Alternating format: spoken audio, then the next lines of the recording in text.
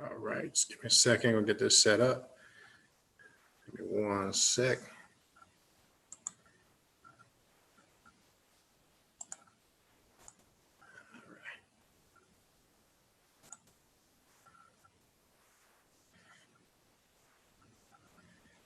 Peace, brother. Just hang tight for a sec. Just getting everything set up. What's going on?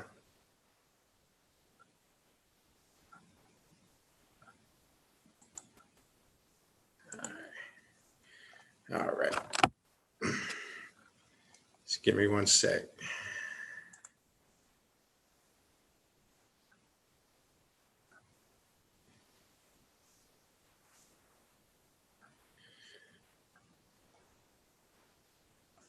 All right, brothers. Hang tight 1 sec. I'm just setting a few things up, and then we'll go ahead and get started. Give me 1 minute.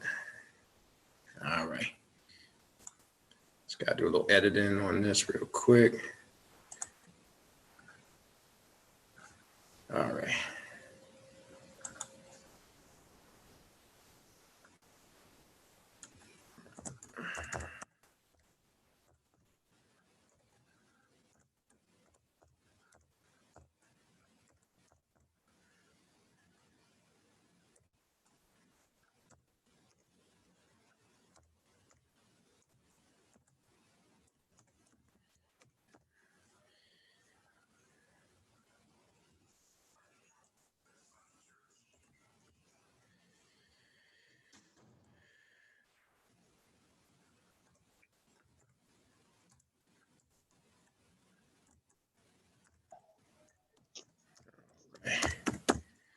Hang tight. Let me get one.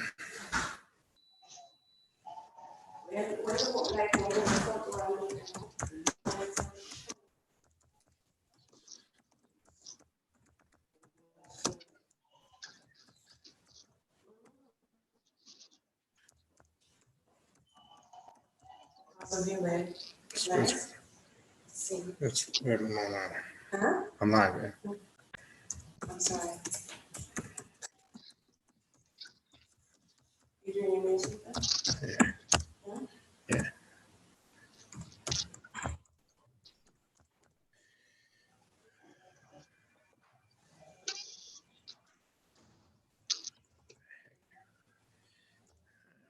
That way almost there.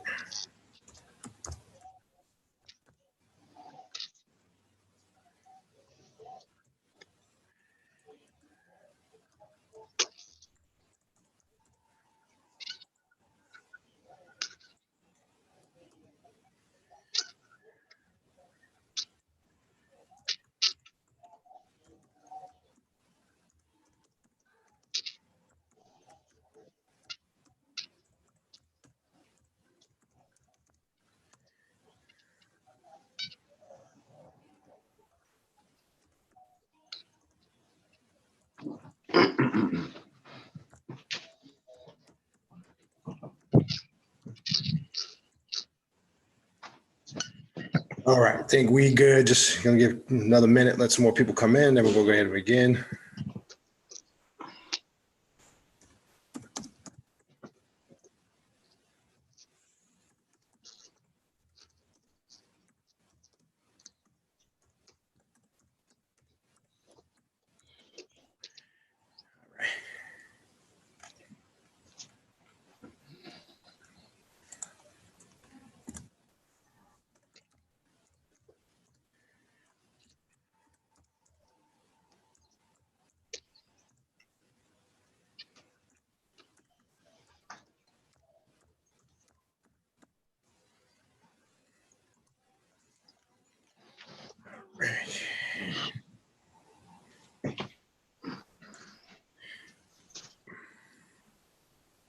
First.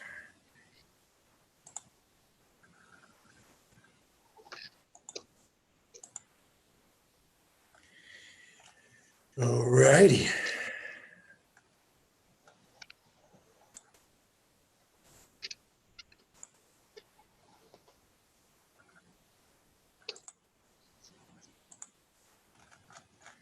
I think we're good to go.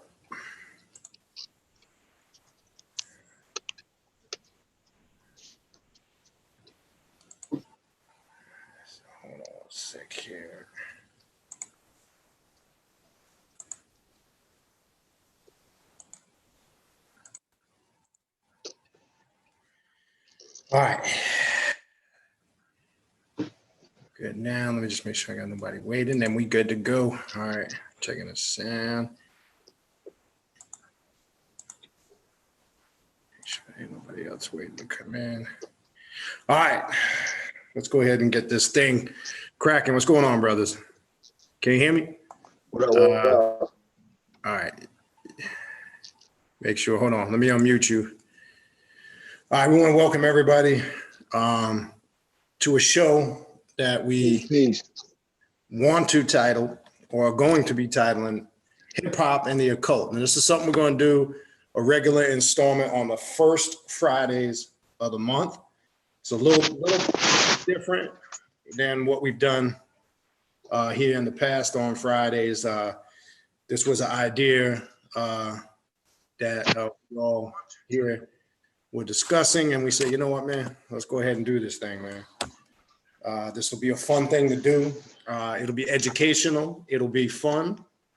And we'll incorporate, you know, some of the occult or the knowledge in this. Let me just go live on Instagram, and then we're good to go. All right.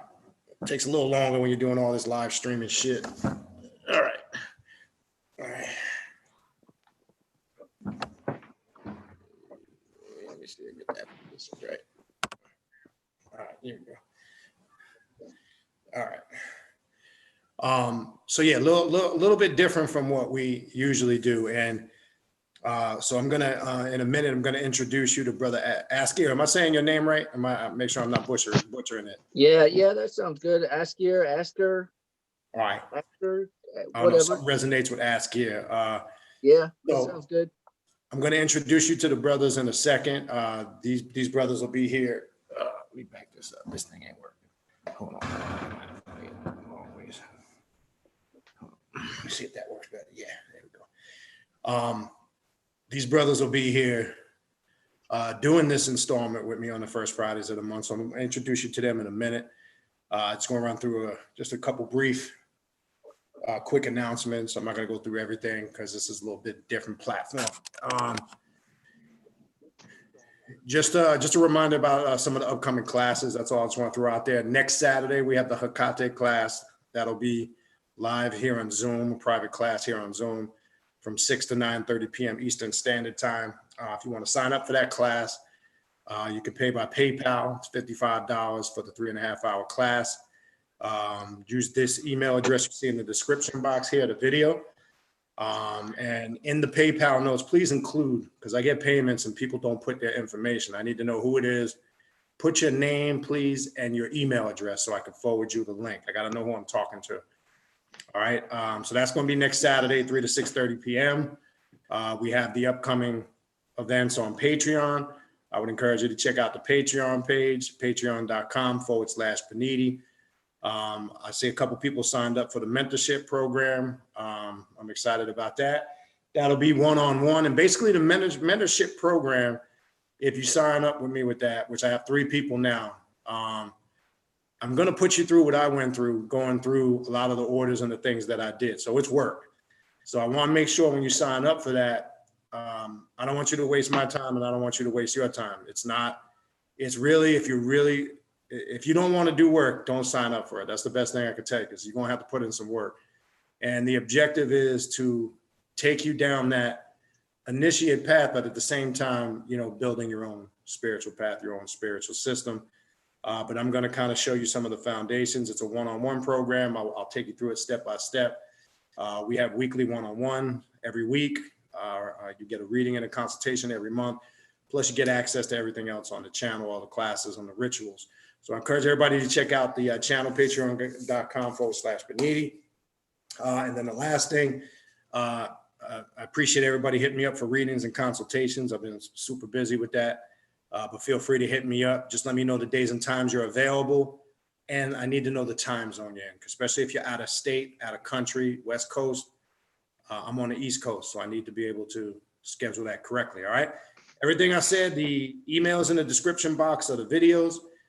So if you need to contact me for any of that stuff, just go right to the description box, all right? Having said that, so Hip Hop and Occult Episode 1. So what we're gonna do tonight, and then I'm gonna bring in the brothers.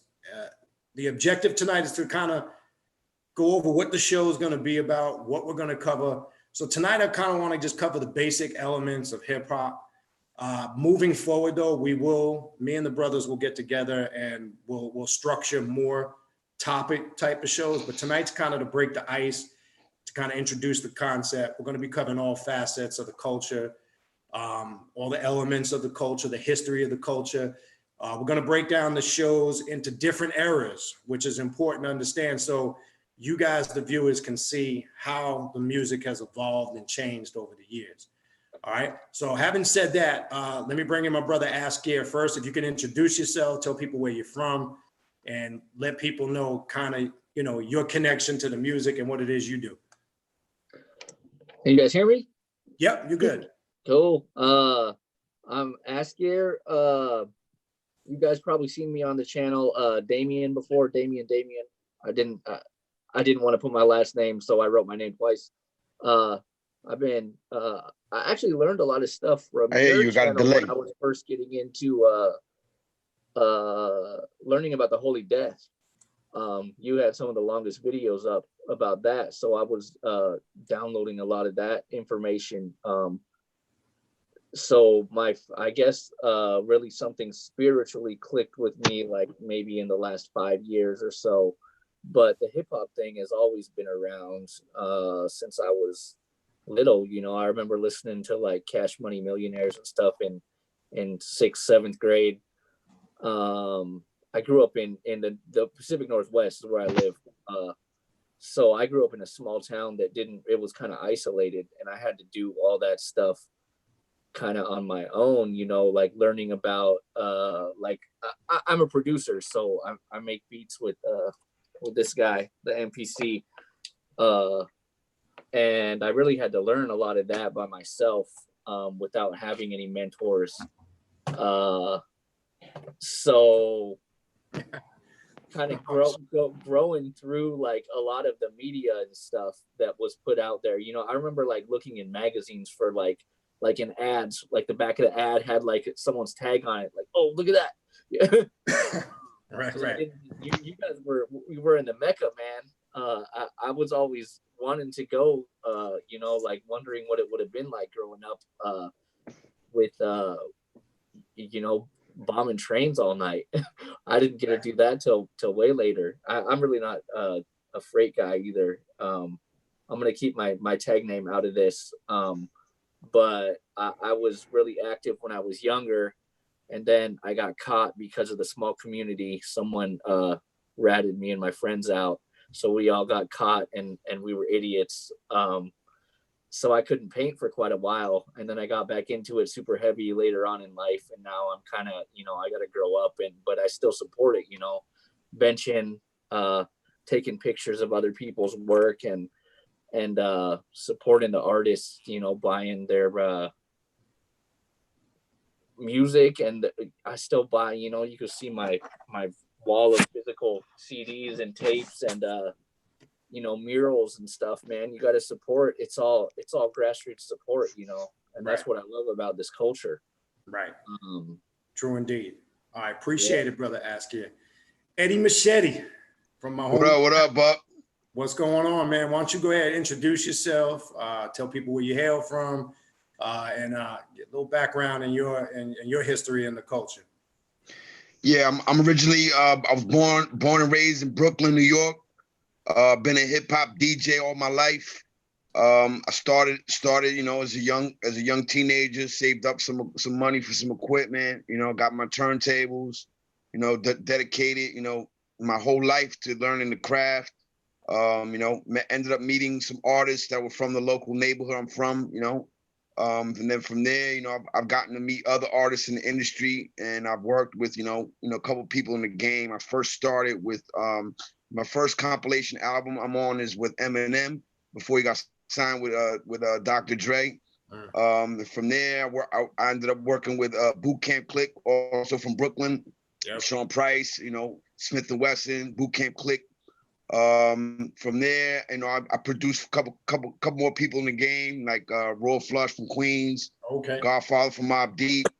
Uncle Murder, also from my section, East New York, Brooklyn. Yep. And then from there, I went on tour with another artist by the name of Mexicano. He was actually the first Latin rapper to work with mainstream artists here in the United States. He first worked with Nas, Fat Joe. That's right. And so forth. So I became really close with him. I became his main producer, his DJ, and he passed on. So, but I still carry the torch. You know what I mean? That was the last artist that I worked with. I did some collaborations with other people like Raekwon from the Wu-Tang, Kool G Rap. I got a song with Kool G Rap. So yeah, I've been involved with hip hop my whole life. So, I'm born in the '70s, and I've always been involved with it. So I've seen the transition from when I first got into the game till now. It's become more digital. I'm more of a old school cat. I got nothing but vinyls. I don't really use no software. Then I started in production, which is equipment I use. It's called the ASR 10. The same equipment he got with MPC. And that's pretty much my tools and Technique 1200s, which I'm going to be able to show the viewers, demonstrations of what I do, with the production and also the DJing. Okay, cool. All right, so that's background. So you see, we got two different, and what I think is cool about Brother Eddie Machete and Ask It, we got two different generations here. Now, though Ask is he's more, all right, he's in your early 30s, correct, brother? Yeah. Just so you're right on that cross between the bridge of old school going into the new school, and I'm sure you're probably up on some of the newer stuff, so that you'll be able to give us a fresh and give the viewers a perspective on that. Now, obviously, me and Eddie, I'm actually a few years older than Eddie. Eddie, we're pretty close in age. He's a bit younger than me, but we basically come from the same area. As you know, my background real quick, I ain't gonna go too much into it.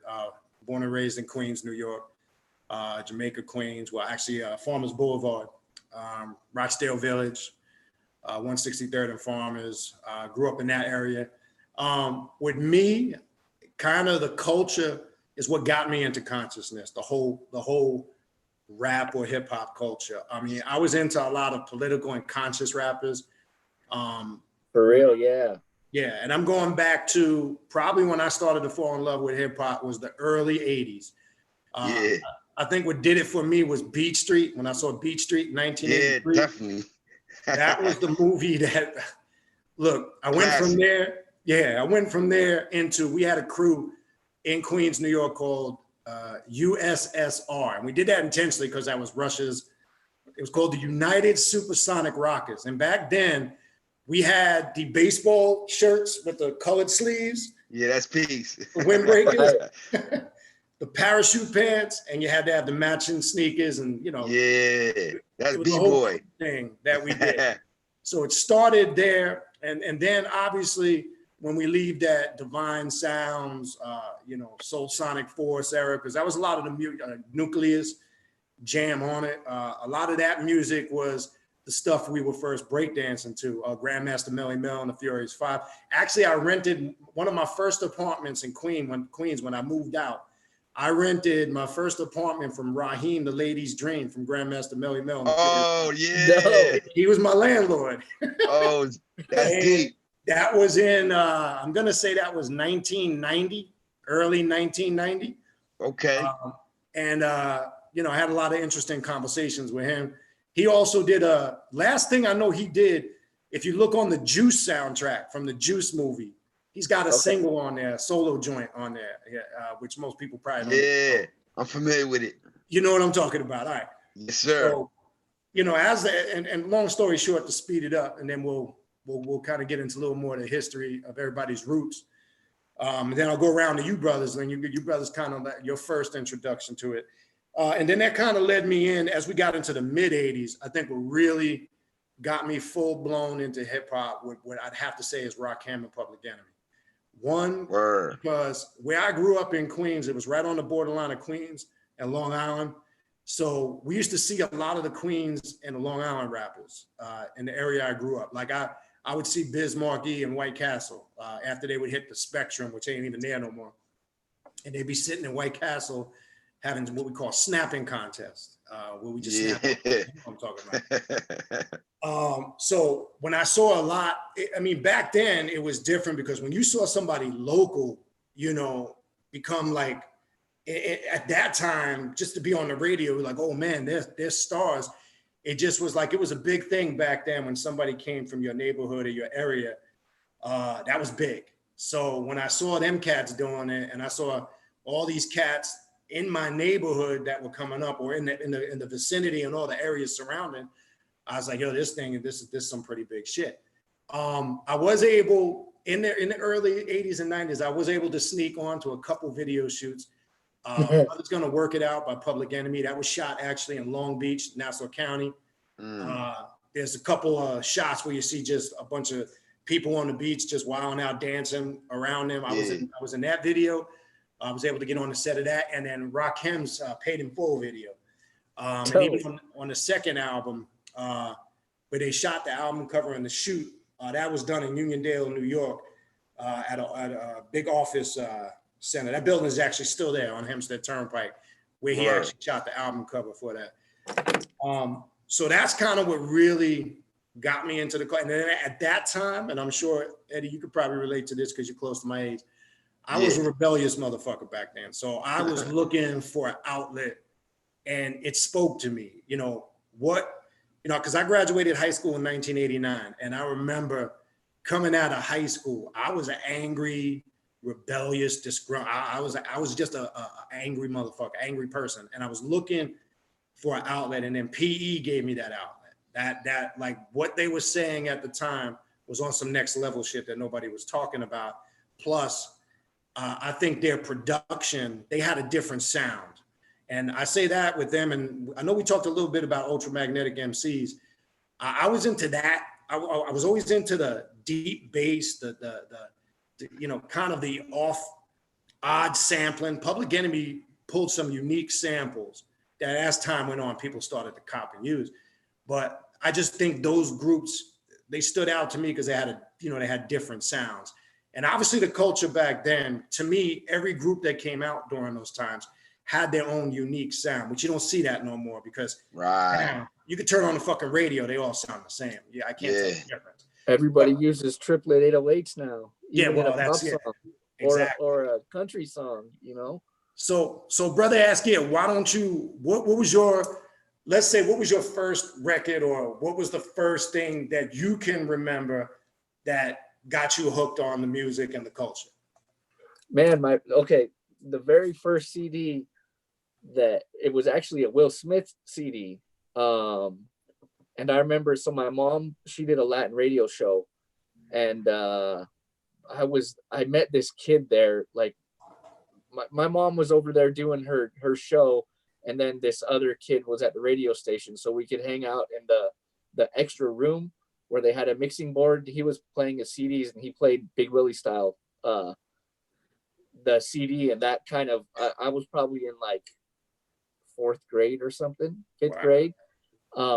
And I really caught on to that. And then around that same time, Jay-Z was, I remember one of my friends like found a Jay-Z CD when we were walking home from school one day, and I traded him like a bunch of toys or something to get it, you know, or like a video game or something, because I was like, man, I need that CD. It's dope. I remember I had the one with Hard Knock Life. Okay, so you're going back to late 90s. Volume 2. Yeah. Life and Time of Sean Carter, Volume 2. Yeah. Is that the album? Yeah. Yeah. So yeah, late 90s kind of got me into it. And then when I really kind of started collecting albums on my own, Back That Ass Up was really big, Juvenile.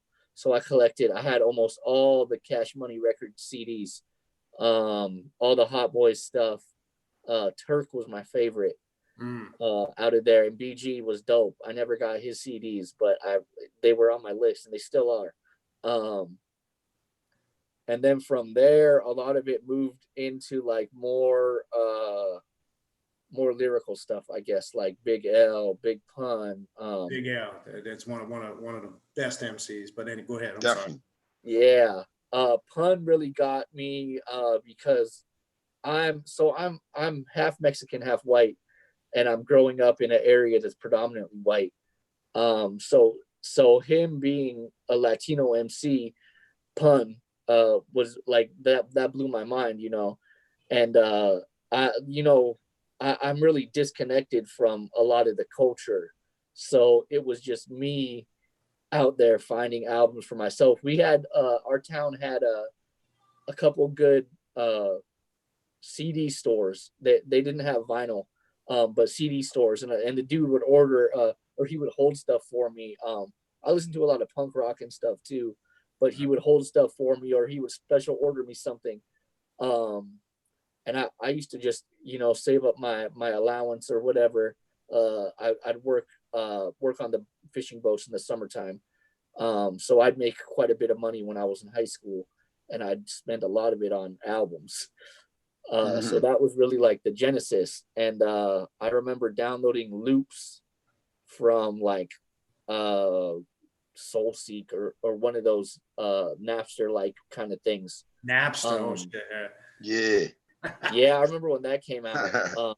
Taking them back. I always wanted a CD burner. Yeah, I still but got I remember downloading loops, and I had Acid Pro 5, and I was trying to like figure out how people put these beats together, because I just had no idea, and I didn't have anyone I could ask, and it was kind of like pre-internet, So that eventually morphed into my cousin came up to go fishing one year, and he brought a MacBook Pro up with him, or a MacBook, something like that, PowerBook, with GarageBand, and we were looping stuff on there. And I started producing from there, but I thought everyone made beats from loops like that. And then I found out sampling vinyl and stuff, and I saved up and bought an MPC and kind of taught myself it. And from there, just really got to know the MPC. Mm-hmm. So what you're in the state of Washington, correct? Yeah. So what out there, I mean, I know obviously in close proximity to Cali, as far as what kind of or what style of hip hop they listen to out there, is it a lot of West Coast stuff, or because I'm asking because you mentioned a lot of diverse stuff, even though that's a little bit more later in my job. I mean, I'm familiar with a lot of the artists that you mentioned, but I'm curious because you were kind of you name artists from all over the place. But yeah, when you had to define the sound, just so people can know, in the state of Washington, is there a particular style of hip hop that defines the state of Washington, or is you guys just kind of open with it out there? I would say that there's a really heavy West Coast influence in some people's stuff. And then there's a heavy like I think San Francisco, the Bay Area, influenced a lot of like the Seattle area sound. A lot of those artists would come up and work with people from up there. Okay. And then it's a lot of like boom bap kind of stuff too. Like I feel like there's some artists that are very East Coast influenced, and a lot of like Bay Area, almost hyphy movement kind of stuff that came up, but then they put their own twist on it. Like Seattle really doesn't, it's so diverse in its sound. And I actually didn't grow up in Washington State. I grew up in Alaska. Okay. But I've lived here for the last 10, 15 years or so. So this is home now. Right. But I would say, yeah, it's very diverse, the scene here. Like you got guys that are really on like the newer like trap kind of stuff, like super hood stuff, and then you got guys that are on like the rhyme sayers kind of like dudes with mohawks and stuff that are rapping at their shows with guitars and stuff. It's different, man. It's very different from a lot of places, but like you get these styles that mesh, because Seattle's always been like a grunge city, like a rock city. So hip hop kind of gets ignored. and when like Macklemore blew up, I guess a few years ago or whatever, like some of my homies that I know, like they used to be in groups with him, and he, you know, like their earlier stuff is like just straight boom bap. Right. It is. Yeah. Now, is Sir Mix-a-Lot considered the founder or the godfather of the culture out there? Or no? Yo, that guy actually, he does a lot of stuff for hip hop out here, man. That's like, what I heard. He does. Like he comes out to events and like he donated like his car for video shoots and stuff like that. He does like cookouts, and he used to be his stuff, like when he was really on the radio a lot, was a little bit before my time. But he still does support, and people see him out there, you know. Right. Okay. Cool. Brother Eddie. Yeah. I know where you're going in the BK, but why don't you share with us your first fond memories of the culture and how you got connected to this, since we're talking a little bit about the history right now. Yeah, it's a lot like yours, believe it or not. It was just as a kid, you know, being influenced by the, you know, the b-boy and the, you know, graffiti, you know, every day I you know, as I go to school, you know, I go wherever I go, I'm surrounded by graffiti everywhere, you know. And then I got an older brother that was you know, that was tagging. And so that was like my influence from the very beginning. I remember, you know, like it was yesterday, you know. It was that right there, and then you know, wanting to be involved in it, like wanting to learn it, you know, watching the block parties, you know, it was block parties on the block all the time. And that whole era, like that was the beginning for me, was like you said before, with B Street and all that, you know, it started at that time. And you know, then from there, you know, I ended up, you know, saving up some money and I got my turntables, and I remember my first, but this was my first album I ever bought, was a Michael Jackson Thriller, which you would have thought was hip hop, but that was my first purchase that I actually bought. And then from there, you know, I would save up. I would go to, like, you know, Brownsville. There was like record stores out there I would go to, and like in the city, Fat Beats. You know, I'll go there, get my records, and little by little I started saving up, and then I ended up having a huge collection now, because every person that I would go to, I would ask them, you know, do you have any old records? You have any old records? And some people are like, oh yeah, I got records in the basement. You want them? Or, you know, and a lot of times I got people's records that were their collections, so they were a little personal to them. Like, no, you know, I'll give you these records, but I don't want you to sell them. I'm like, nah, I'm not gonna sell them. I just wanted to, you know, to listen, to get ideas. And, you know, I'm a sample type producer. So, you know, I do a lot of sampling. I sample from, you know, all type of genres. So that was also something that I thought, you know, I transitioned from that era, from the b-boy, you know, the Eric B. Rakim, Paid in Full, to like rock. You know what I mean? Like I got a lot of rock records. And so that was unique for me, was because, you know, I was using rock samples before a lot of producers were, in my creativity. So that kind of gave me a stamp that I was, like, you know, unique with my selection of sounds that I was you know, influenced by. And that was it right there, you know. From there, then from there, I learned from just being around. Like I'm pretty much self-taught myself, like he is. But I was in environments where I was noticing, you know, these people and their craft. Like the first producer that I got a chance to, you know, to become close to, his name is Domingo, and he's on Big Pun's first album. He's got a platinum plaque. And from him, he would have these studio sessions where I would be invited, and I would just take pointers. I mean, he wasn't willing to necessarily give you his formula, but I was watching him, and then I ended up getting the same equipment he got, which is the ASR 10. It's like the most popular sampler, you know, after the SP1200 became this device that I have, and I mastered it. You know what I mean? I learned it just from watching him. And it's now, like, you know, it's my tools now. I got these tools that are very different, because everybody now uses software, digital. I'm like old school. Everything I have is analog. Even from the records that I put on songs, like the first compilation album that I'm on, which is from Eminem's first compilation album, I DJ'd it with real records. You know what I'm saying? Right. And then everything from there. I never used digital, even though I have the Serato, which is what all the DJs have now, which converts MP3 now to a vinyl. You can use it now. You can use MP3s now, like if there were records. I don't use that. I never used it because I have so many records. So that's pretty much my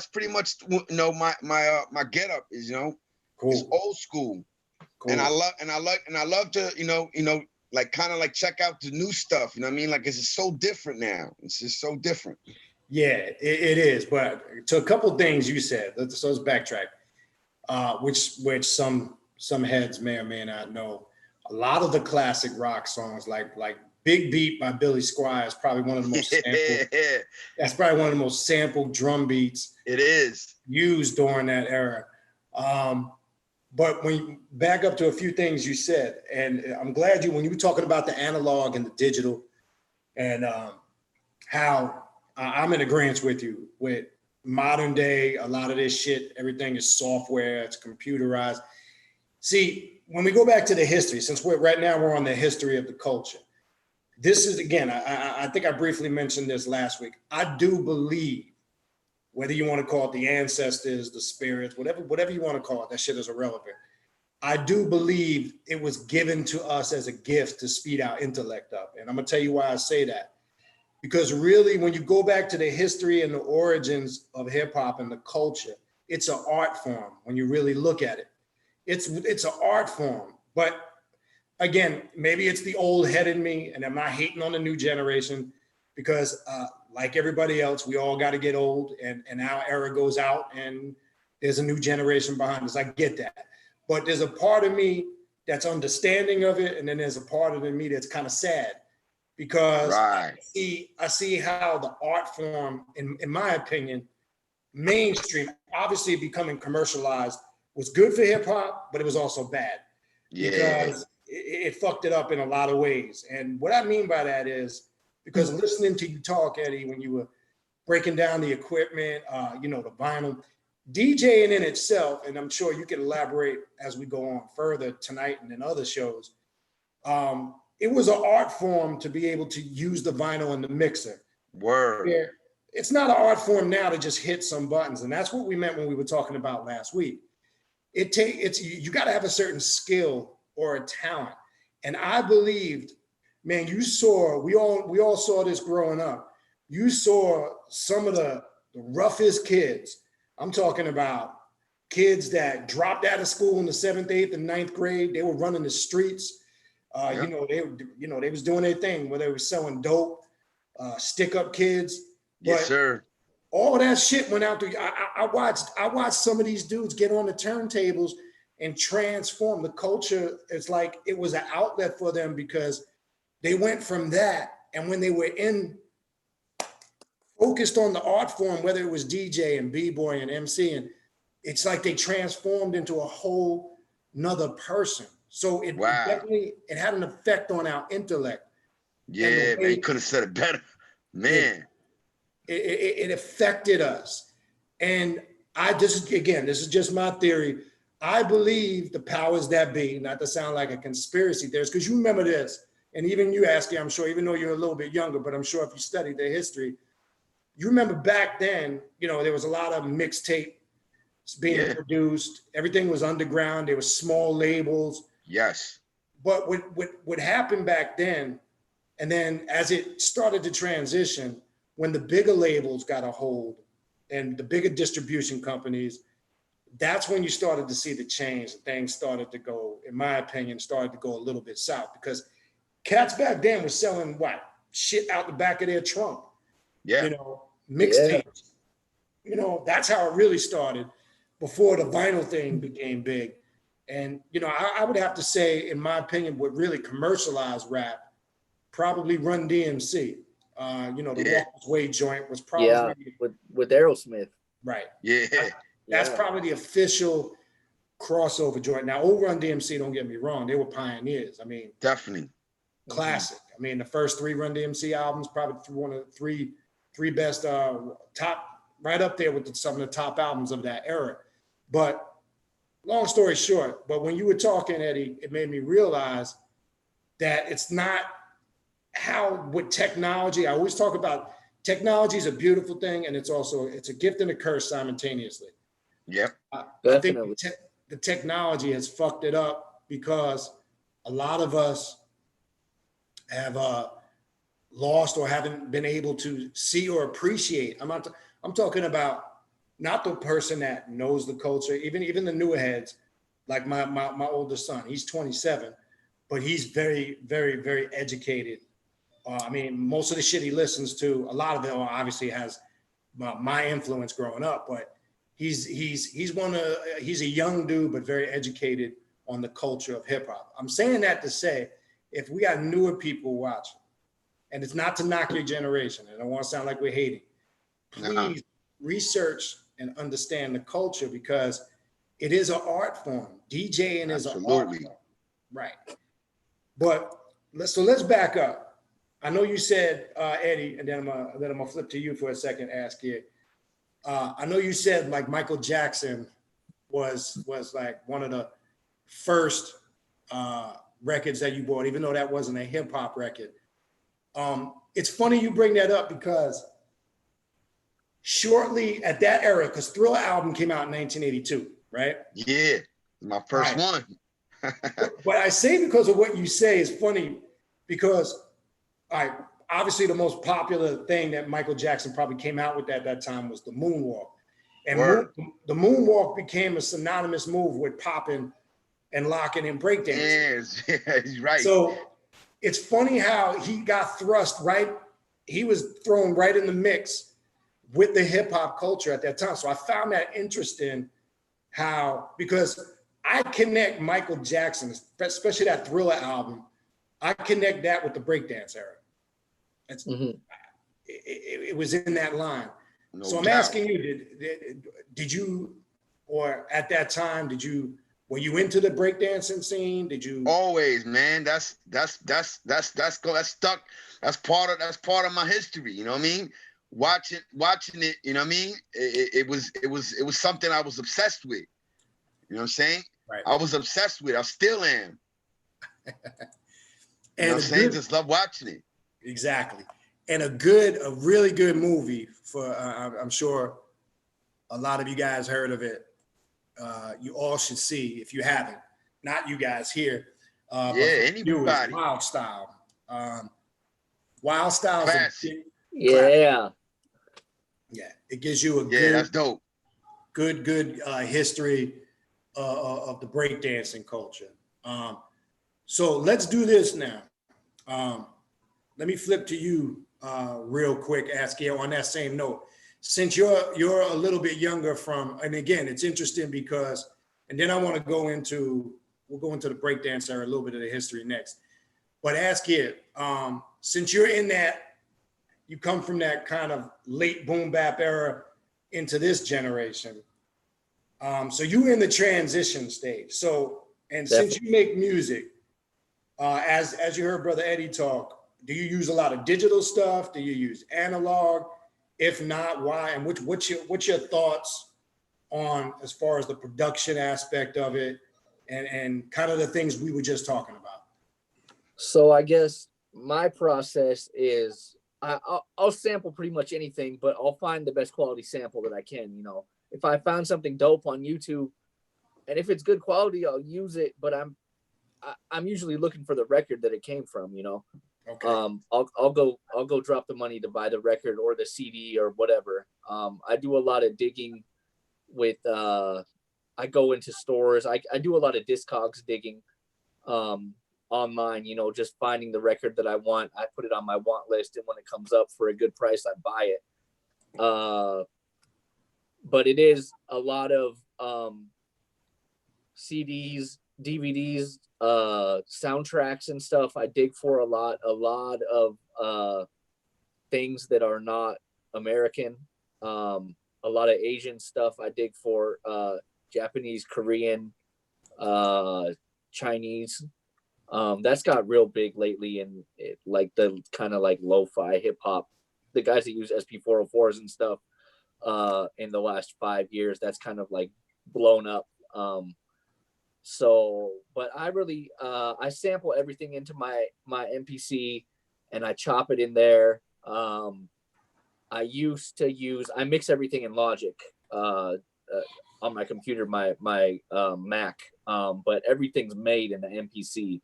And I've gone through phases where I make some stuff in Logic, or I'll do like, I'll link them together via MIDI. But I always move back. It's all in the box now, man. I don't play an instrument. I have a sampler. I never wanted to practice an instrument.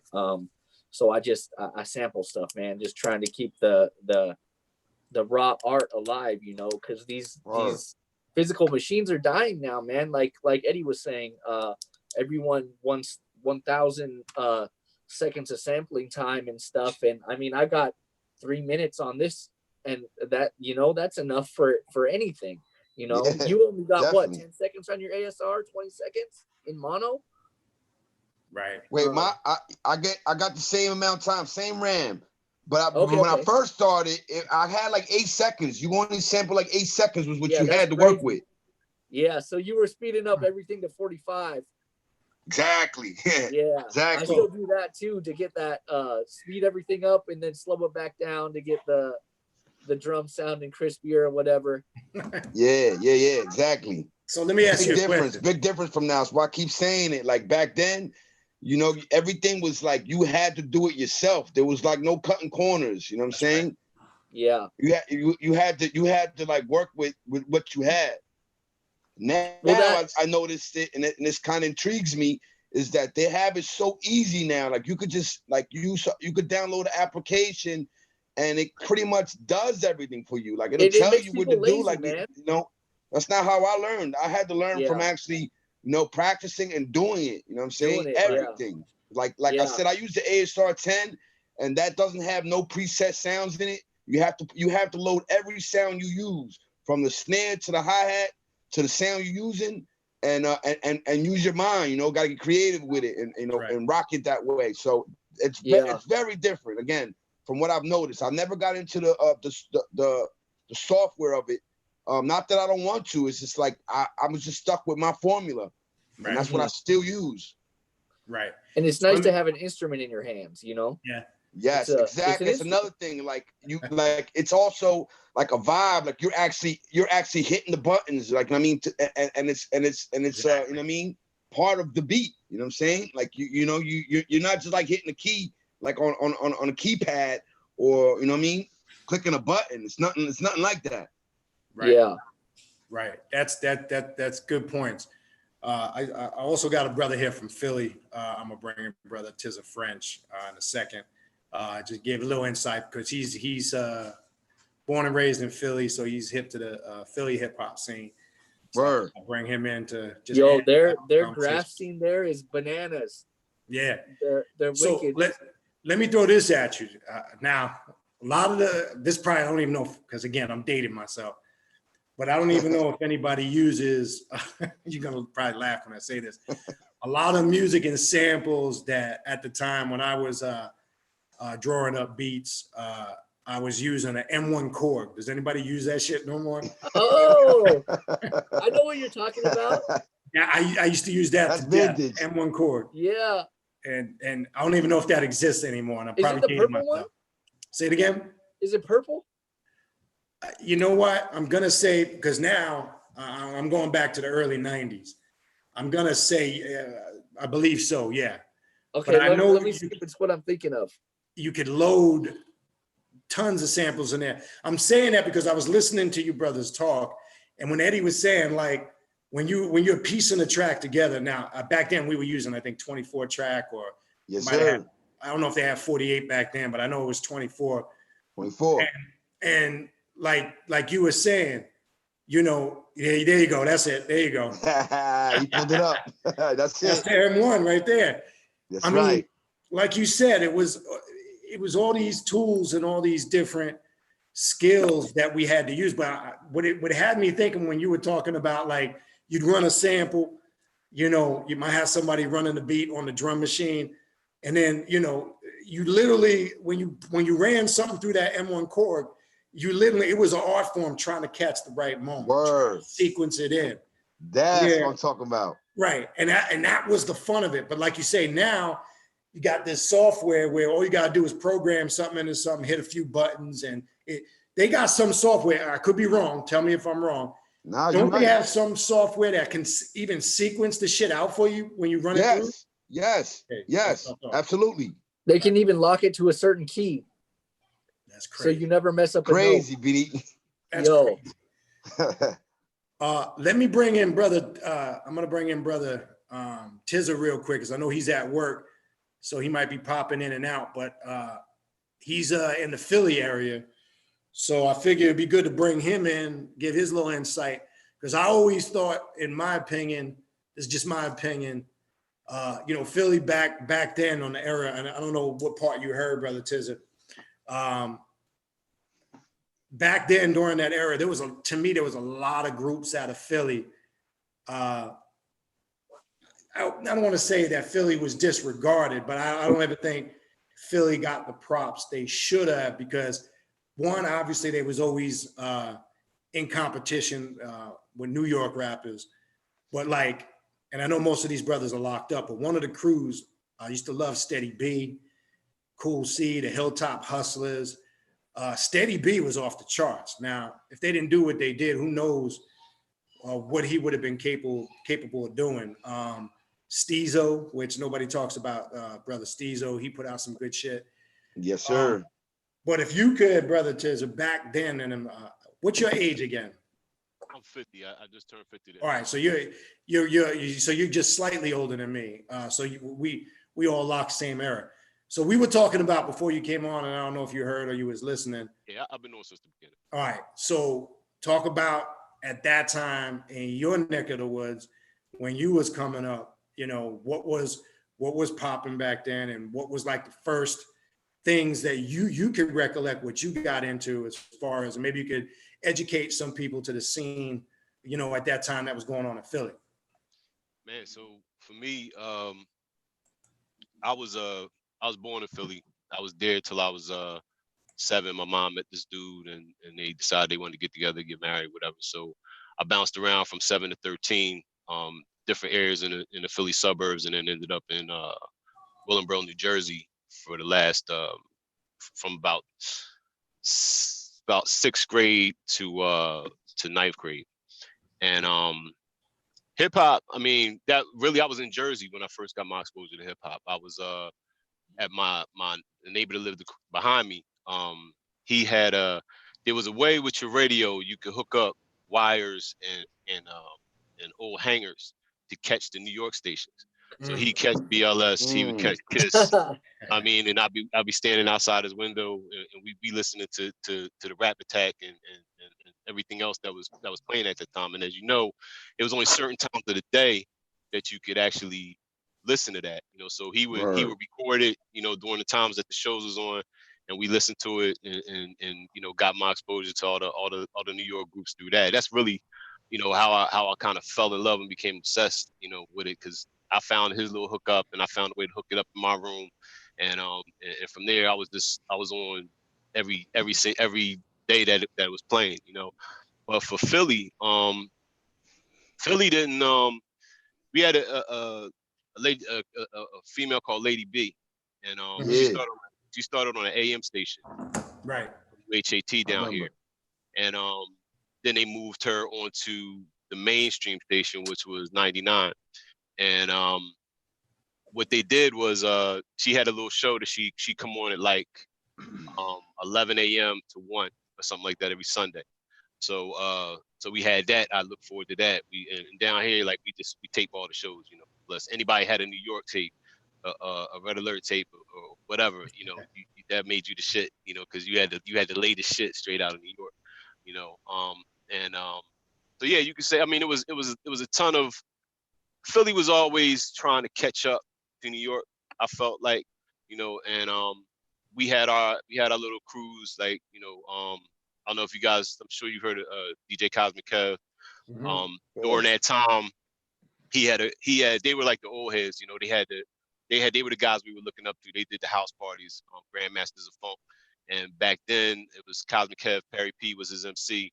And he did this thing where he changed his voice and like all the us, we were young bucks to them, you know, so we was looking up to them, and everybody wanted to be Perry P, everybody wanted to be DJ Cosmic Kev. And you know, so everybody started forming up little groups and doing parties here and there. But they were like the, you know, if you could picture, they like the headliners, really without no money, but they doing big things and people are hearing about them. Something else I remember was breaking was big when I was still in Jersey. I came out of Jersey in '83. But whatever the crews were we had in Willingboro at that time, they were actually going to like battle New York City breakers and stuff like that. So that was huge then too. But I remember also the World Supremacy contest. There was the MCing and the DJing. I remember for many years, New York would always take the MCing spot, and Philly would always take the DJ spot. And I think last week I was shooting text about DJ Cash Money, incredible. Just to us, like, you know, Jazzy Jeff was a god, but Cash Money and Marvelous with a shit. Yeah, Cash Money was like a type. You know what I mean? Oh yeah, Sure. Absolutely. So yeah, you know, that was the first, you know, glimpse. That's what got my hunger started. Hip hop. But you know, you made me also realize, and I remember summer of 1990, 89, no, actually 89. I was off a year. Probably the biggest hit, one of the biggest hits of that summer was from a group out of Philly, 3 Times Dope. What? Funky Dividends. Classic. What? Classic. Yeah, that's classic. Absolutely. I mean, them first 2 albums were classic, but they was cranking that shit hard in New York in 1990. Yeah, for sure. Absolutely, no doubt. Yeah. They 3 Times Dope. that was a classic album, man. You can't. I mean, Word up. They were out of Steady B and Cool C's camp. Hilltop. So what was the whole beef? Because, you know, I know when Tap Money was bouncing, you know, I know he was down with the Hilltop and then he slid over to 3 Times Dope. What was that whole Hilltop Hustler? I mean, we knew about it in New York and we heard them at the time, you know, they were beefing a little bit about it on the records. But what was the beef between, you know, 3 Times Dope and the Hilltop Hustler crew? What was that? What really started that whole beef? I mean, I really don't know, man. All I know is they were all a clique at one time. They started out as a, and Steady B, Cool C, the manager was I can't think of his name right now, but he basically was the one that got all of them together, 3 Times Dope and Steady B, Cool C, that whole clique. I think what happened was that 3 Times Dope, you know, they wanted to they were looking to get their own deal, and you know, I think that Steady B didn't want to give up the shine, you know, and that's kind of what started the whole thing between them, from what I recollect and what I was told. Well, you know, it's just this, you know, typical human stuff, you know. Okay. You know what I mean? I know. You know, 3 Times Dope and I know Tap Money. They really brought the Gumby in along with Kwame, man, because I remember they had the Gumby fade. I don't know. Kwame, Larry Larry. Yeah, Larry Larry and all them. Yeah. But I bring them up because 3 Times Dope, the Hilltop Hustlers, for those that may or may not know the history, those brothers, I don't know how many years they got, but they planned a bank robbery and obviously they got. I actually wrote to Steady B in prison a couple years ago, and he wrote me back. You could actually look up his regular name. They're still incarcerated. I forgot how many years they got, but I think they got life. They got life. Those were the dudes on the radio. They killed the cop. Yeah, they killed the cop. Yeah, they got life. Robbery went bad. Yeah, so they Wow. Cool C could have been. Tell me, Cool C couldn't have been MC Shan's clone. Tell me he couldn't have been MC Shan. Hey, listen. Back then, you don't bite, right? That was a no-no back then. And that's another thing. I don't know how Cool C got away with stealing that style, you know. And he did. He sounded like Shan. Now I ain't going front. I liked his first album, The Ghetto. It was on purpose. It was 100% on purpose. It was, but what he did unique. What I liked about Cool C's production, he was heavy on the drum, the snare, and the bass. Yes. And that's what I liked about his music, Absolutely. I know he put 2 albums out. The second one kind of flopped. It didn't really do nothing. And I thought that was actually rushed. And I didn't really care for it. But that first album, I was pumping that. I ain't going front. I was in New York. Same here. It had No some doubt, classics no on there. But yeah, he No did. doubt. I was curious with the Shan thing being on purpose, because that's what we were saying in New York. Not only, I mean, he was much taller than Shan, but I say he kind of looked like Shan. Yeah, He kind of acted like Shan, and he definitely sounded like MC Shan. I was like, damn. And how he got away with that to this day. One more MC I think was nice as fuck, and she was in the early 90s, early to mid 90s, that I don't think got credit. And then, I want to throw this last Philly dig in there. Bahamadia. She's awesome. No doubt. No doubt. No Bahamadia, doubt. classic. Her flow was No different. doubt.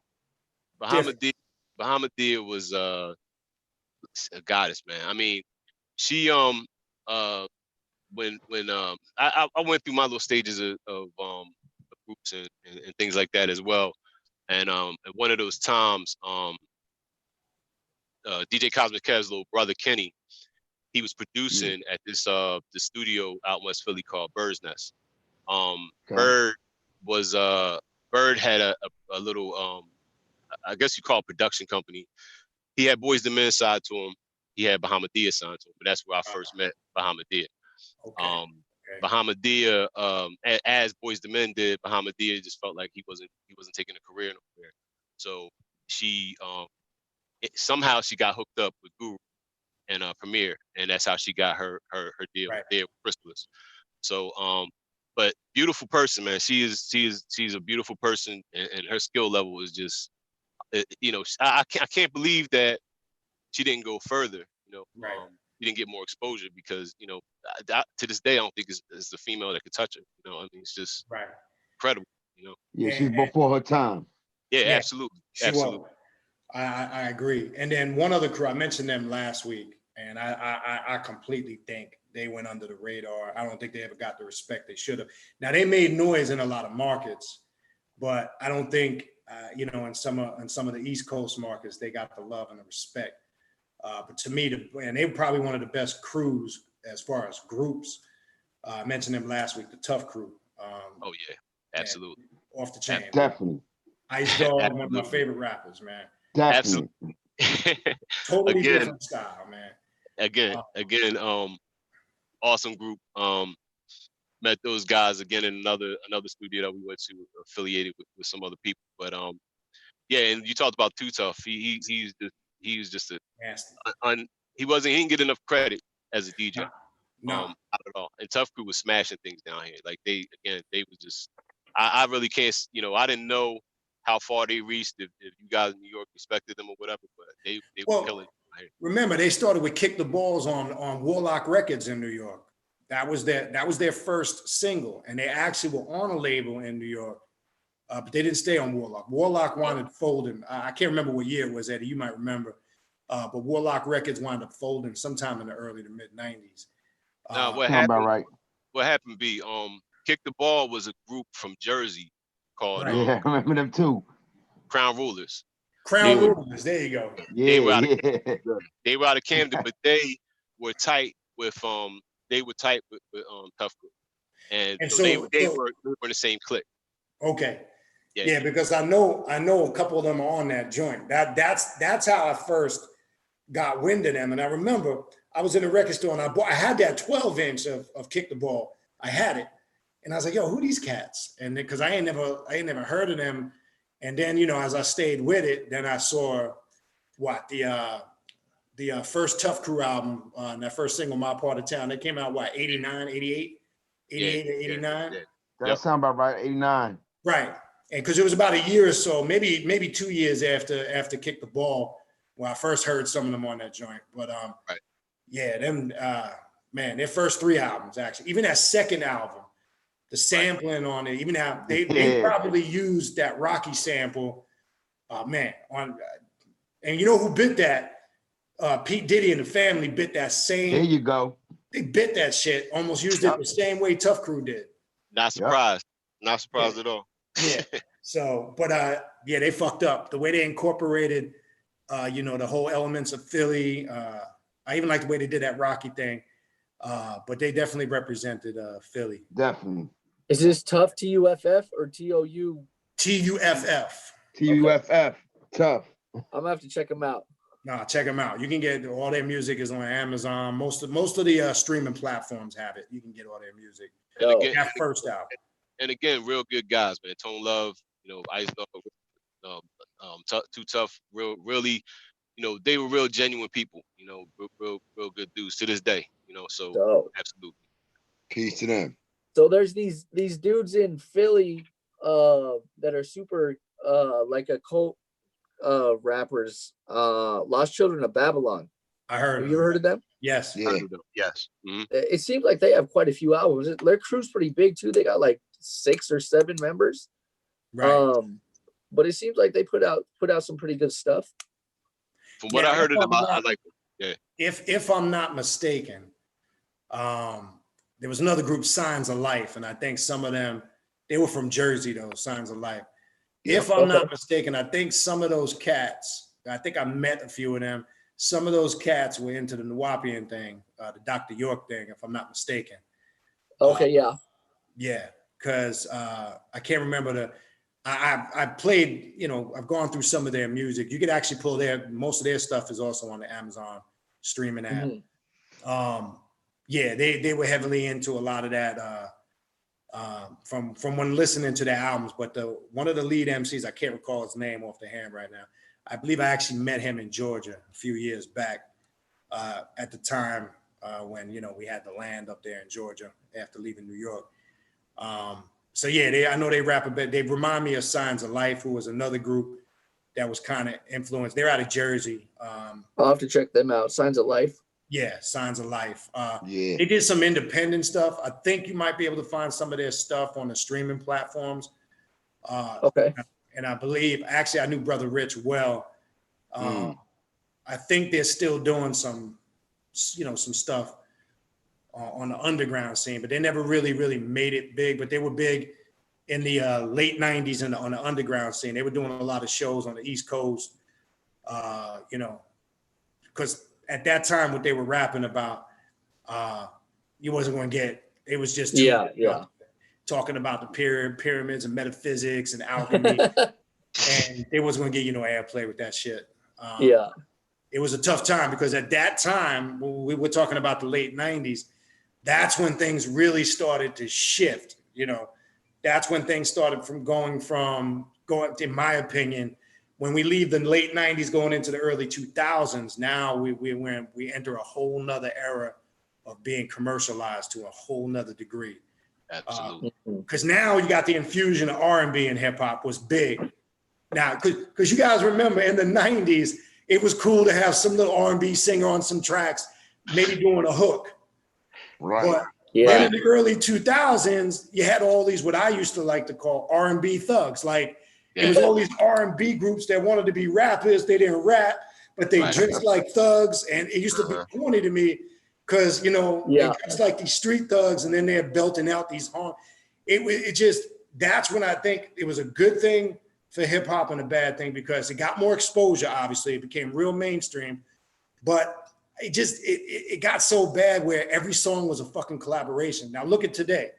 You remember back then, if we go back, let's say, and we're listening to Big Daddy Kane, we're listening to Rakim, where you didn't have people that did a lot of collaborations on them joints. The artist put out his album was pretty much him. You might have maybe one track here or there, or you know, but a lot of those collabos didn't start. They picked up, intensified in the mid to late 90s.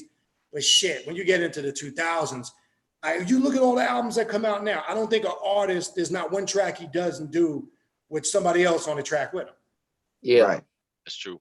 And there was, to me, what's lost in that is the identity of the artist. Like I don't think any of these artists have an identity because the A&Rs are so busy trying to get them to sound like and be like everybody else. Yep. Yeah, trying to make the next $1 billion song for their streaming platforms that the artist doesn't get money for and all that too, you know. The A&Rs are controlling all of them with their 360 deals. Wow. Yep. Cool. So let's shift the game and go around the horn. Let's talk now. Because again, like this is the first show, we're bouncing around. We will get, more topics when we do next month's show. But just to break the ice, and we're kind of all over the place tonight because we want to give people an idea of just what we're going to be covering. So let's go a little bit back into the history. Since we started there, let's go back. And I know you're probably a little bit older, Askia, so I don't know how much you'll be able to connect to this, unless you've done your homework on this. Maybe you can. But let's go to start with you first, Eddie, and let's talk a little bit about your involvement with the breakdancing scene, because I want to start with that era, because those two you can't really separate, because and really graffiti. And if we have some time, I would like to get. Now I suck. I can't draw worth shit. Only thing I could do is I tag the fuck out of my name, but that's about it. I had no skills with the spray paint, but I had a lot of brothers around me and fellas in the crew that had mad skills with it. And again, I want to go back to that era because it was an art, and I just think it brought out a certain level of intelligence. Because again, I want to reiterate what I said earlier. You had, I saw the most violent, aggressive dudes. I'm talking about dudes who just had a shitty upbringing. Like I said, they were forced to drop out of school, work on the streets because they had to make money to, help pay the rent. They usually came from broken households, single family households. I'm talking about the most aggressive. But then it's like when they got involved in the culture, you saw a whole another side, and it made me realize now even more as I reflect back, like all it really takes is an outlet of creativity to really save someone's life. Thank you. Absolutely. And I saw that in some of the most, violent, aggressive street thugs that you would ever seen. So the B-boy breaking era and graffiti, let's kind of tie that in, because it's an era that's all connected. So let's go back like a little bit into the early 80s. What was your involvement? Did you belong to a crew? I'll go through a little bit of mine later. And what were your thoughts at that time? Because, as we said, for a period, a lot of the physical violence ceased because we were doing a lot of street battling or meeting up at spots. What's your thought on that? Talk a little bit about that. All right. Well, for me, I was never part of no crew, but like being from where I'm from, East New York, Brooklyn, that was like a main thing. Like everybody wanted to be involved with it. You know what I mean? Everybody looked up to them. Everybody knew about them. You know what I'm saying? Like any party you went to, you know what I'm saying? Like it was a breakdancing.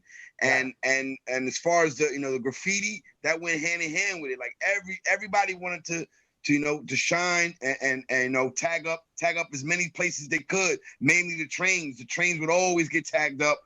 All the projects, you know what I mean? All the store gates always got tagged up. So like the breakdancing and the graffiti, that was like, that was like, I'm gonna say the core of my era, you know what I mean? Like that's like the start of what I took liking to was the breakdancing. Even though I did it in the beginning, but I'm just a fan of it. I just love to watch them, be able to bust these moves. Like, it takes a lot of dedication. It takes a lot of training and creativity. Again, everybody wants to do different stuff. So that's pretty much it right there. You know what I mean? The graffiti and the b-boying, like, that I was surrounded by it. Like, I mean, that was just like normal. You know what I mean? You walk out in my house, you see it. You see a crew pull out the cardboard box. You know what I'm saying? And be practicing right there. You know what I mean? On the street. You know what I mean? Or the park, wherever. Like it was like that was everywhere. And what really sticks out to me when you're saying that. And I remember, and I believe it was 82, 81 or 82. And actually Rakim sampled that. He sampled that beat on the second album, The Microphone Fiend. Follow the Leader. My joint. There's a scene in Flashdance, the movie Flashdance. I don't know if you guys remember. It's in the early portion of the movie. She's walking home and she's passing by on a corner, and there's some street breakers out there, and they break into that break track. And that was all around the same time Beat Street came out, and Breaking came out the following year in '83, but Beat Street came out, and Flashdance, they came out around the same time. So they were at a very early time trying to feed off of the culture. That image stuck in my mind, and that was one of the motive. And I remember we were watching a movie, and that particular scene, I remember my partner, my boy, turned to me, he's like, yo, we're gonna start a crew. And then, we went and came up with the colors, and when I say the baseball shirts, that's what the crew shirts were. Like the shirt you see a baseball player that he wears underneath his jersey. With the cursive. Yeah, the 3/4 sleeves. Well, the sleeves was the color of your crew. And then you had the leather. We would have the shirts made up. They were airbrushed or what's that old iron thing they put on them with the bubble letters? I don't know what you call it. You'd have your name of your crew either on the front or the back. No, be on the back, and then your name, right? My name was Flash. I never floor broke. I was just popped. That's it. Because I couldn't do the floor breaking, man. But popping, I was into heavy, because we had every crew was known for who was their best poppers, and you know how it was. And then you knew who the best floor breakers were. Every crew, had that. So, and then locking, which, believe it or not, locking goes back to the 70s before breakdancing, which most people don't know.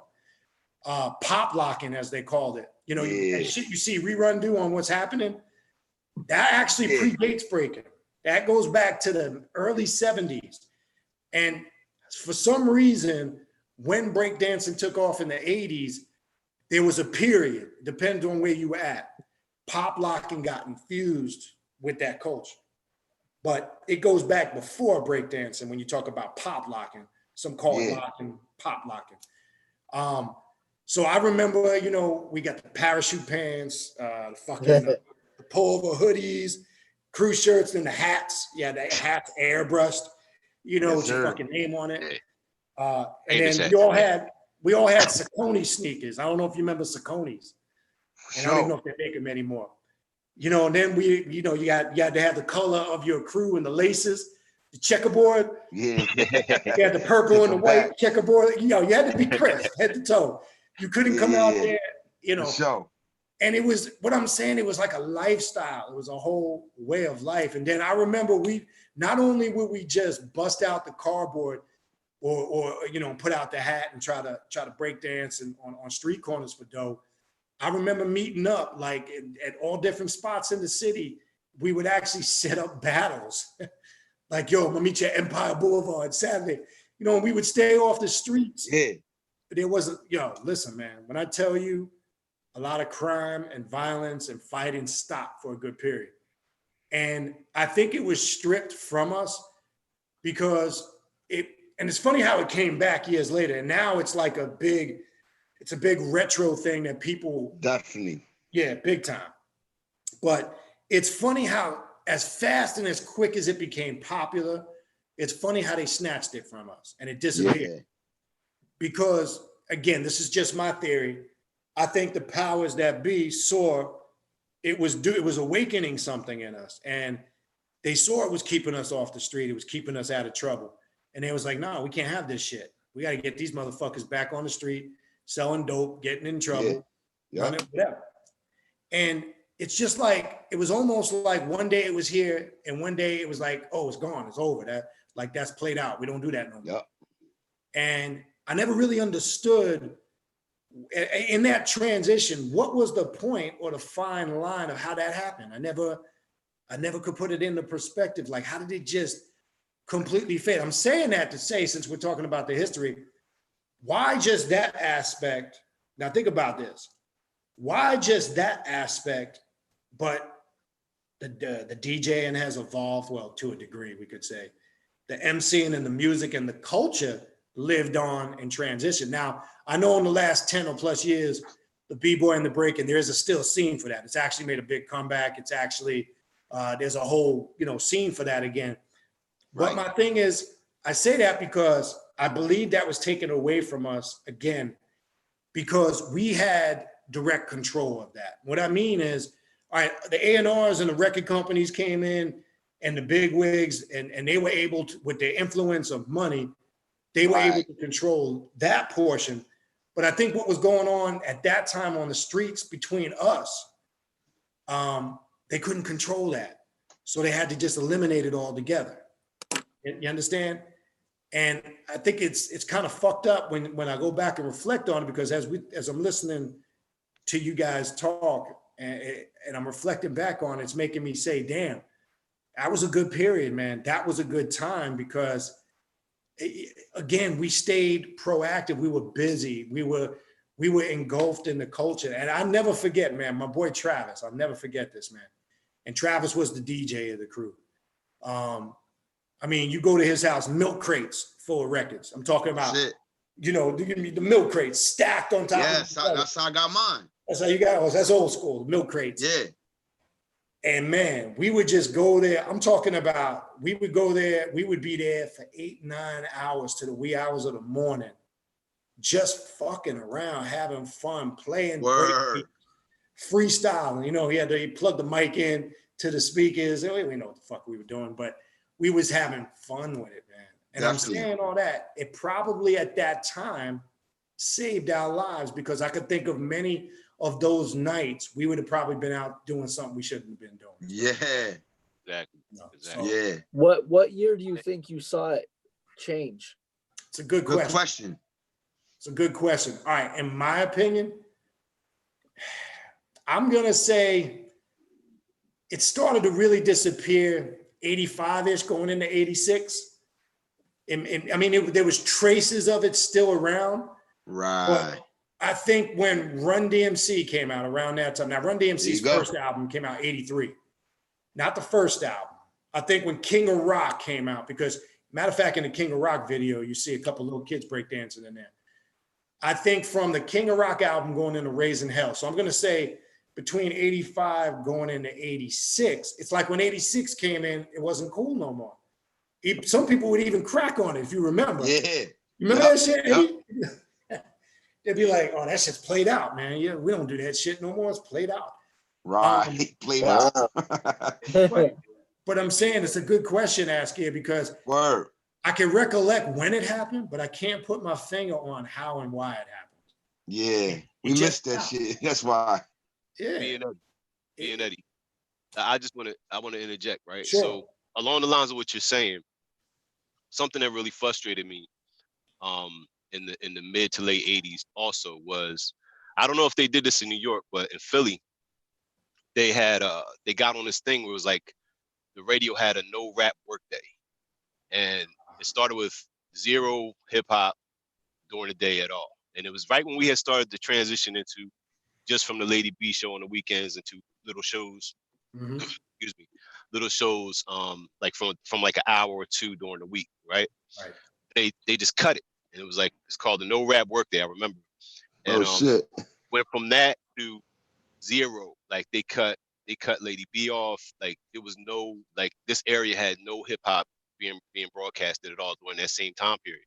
So and when it came back with the Tone Lokes and the Young MCs and stuff like that. So I wonder, the conspiracy theorist in me in the back of my head says, it had to be done on purpose. I don't know if Definitely. New York went through the same thing, but Well- it just really switched things from that point, because we were it was like like you said, everybody was doing something, but it was all basically constructive towards an artistic art form, Right. and we And could have been doing that's- other things. Yeah, that's a really, really, really good point. And what we're going to do soon for people in the chat and listening, a little bit later, we'll go to the chat. If you got questions for any of the brothers here, just specify who the question is for by name. And if you want to call in, I could open the phone lines. And if you guys want to speak to any of the brothers here, I think this is good. This is good dialogue. But to what you just said, Tiz, and if any of you brothers, we can kind of just kick it now. If any of you brothers just want to interject, just interject, man. Let's just kind of flow with it now, because my mind is racing because all the shit I'm listening to and hearing now. It's interesting what you just said because, and I know Eddie, you could be in, in New York at that time, such as myself. Definitely. And I mentioned this a few times on past shows. We had something similar here, not quite the way you described it, but during that time, you didn't hear not one rap record throughout the week on the radio. There's none, zero, zilch. The only time we got our fix was the weekend rap shows. Mr. Magic Rap Attack, DJ Red Alert, Marley Marl, and Mr. Magic. Those were the four. They were all 2 and 2. They were on BLS and Kiss FM. And it was called the Rap Attack, right? And we only got it on Friday nights and Saturday nights. I believe it was 8 to midnight or 7 to midnight. I can't remember. And I mentioned this. We would literally, what we did back then, I mean, house parties was a big thing then in the summertime, backyard parties. We'd get the big boom box with the equalizer. We'd get a stack of blank cassettes, the 120-minute joints, and we would record the Rap Attack shows because that was the only way we could listen to the music throughout the week. In addition, now remember, I'm talking about a time before vinyl wasn't even that readily available in the stores at the time. So I'm not even, as time progressed, now as we get into 85, going into 86, that's when a lot of vinyl started popping up. But prior to that, we had to record our shit on blank cassettes. And what you're saying is reminding me of that. Because you couldn't hear Monday to Friday, you didn't hear no rap. Or no rap. Nothing. Zilch. Zero. Until the weekend came. And I reflect back on it, but here's the funny thing about that, the bad thing and the good thing. It gave you something to look forward to. The bad thing, you didn't hear it, and rap and the culture didn't have the respect mainstream at the time. I look back now, that necessarily might have been a good thing when I look to see how some things turned out, in my opinion. So I can go around the horn. I don't know if you brothers want to add anything to that. Like I say, interject, feel free. I don't know if you got anything you want to add to that. Feel free. If not, we can move on. But I don't know if you got something you want to add to that, Eddie. Go ahead, man. Like I said, I do remember that, and it was something that like you said, you couldn't wait till you got to hear something again, and you was preparing the whole time with as many tapes as you could that you could put together to record it all and play it back throughout the week. When they wasn't playing no rap, you was able to play back what you recorded. And so, I do remember that. Yep. Now, as far as you being a little bit older, and when you grew up, again, in the area you were at, and I know it's a different area, we're moving up a little bit later. I mean, were you hearing where you grew up? Were they playing a lot of hip hop on the radio at the time? Or? No, none. We only had a few radio stations really, so this was probably like the early 90s, 2000s. There was nothing basically, and now in like the Seattle area, there's one like real hardcore hip hop show that's like 10 at night to midnight on Fridays, that one of the it's like a local DJ does. But there was some college radio stations that I feel like they did some stuff, but they didn't get the signal wasn't as widespread. Correct. So you couldn't hear it everywhere, That was in Tacoma. There's a really good college radio station that plays hip hop sometimes, but I never know really when it's on. I'm more in the Portland area right now, right above it on the Washington side. Right.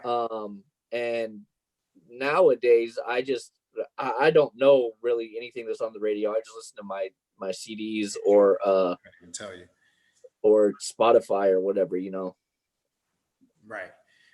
So I mean, that's interesting because again, when we back up, you mentioned the college radio stations. I remember there was a few also at that time in New York.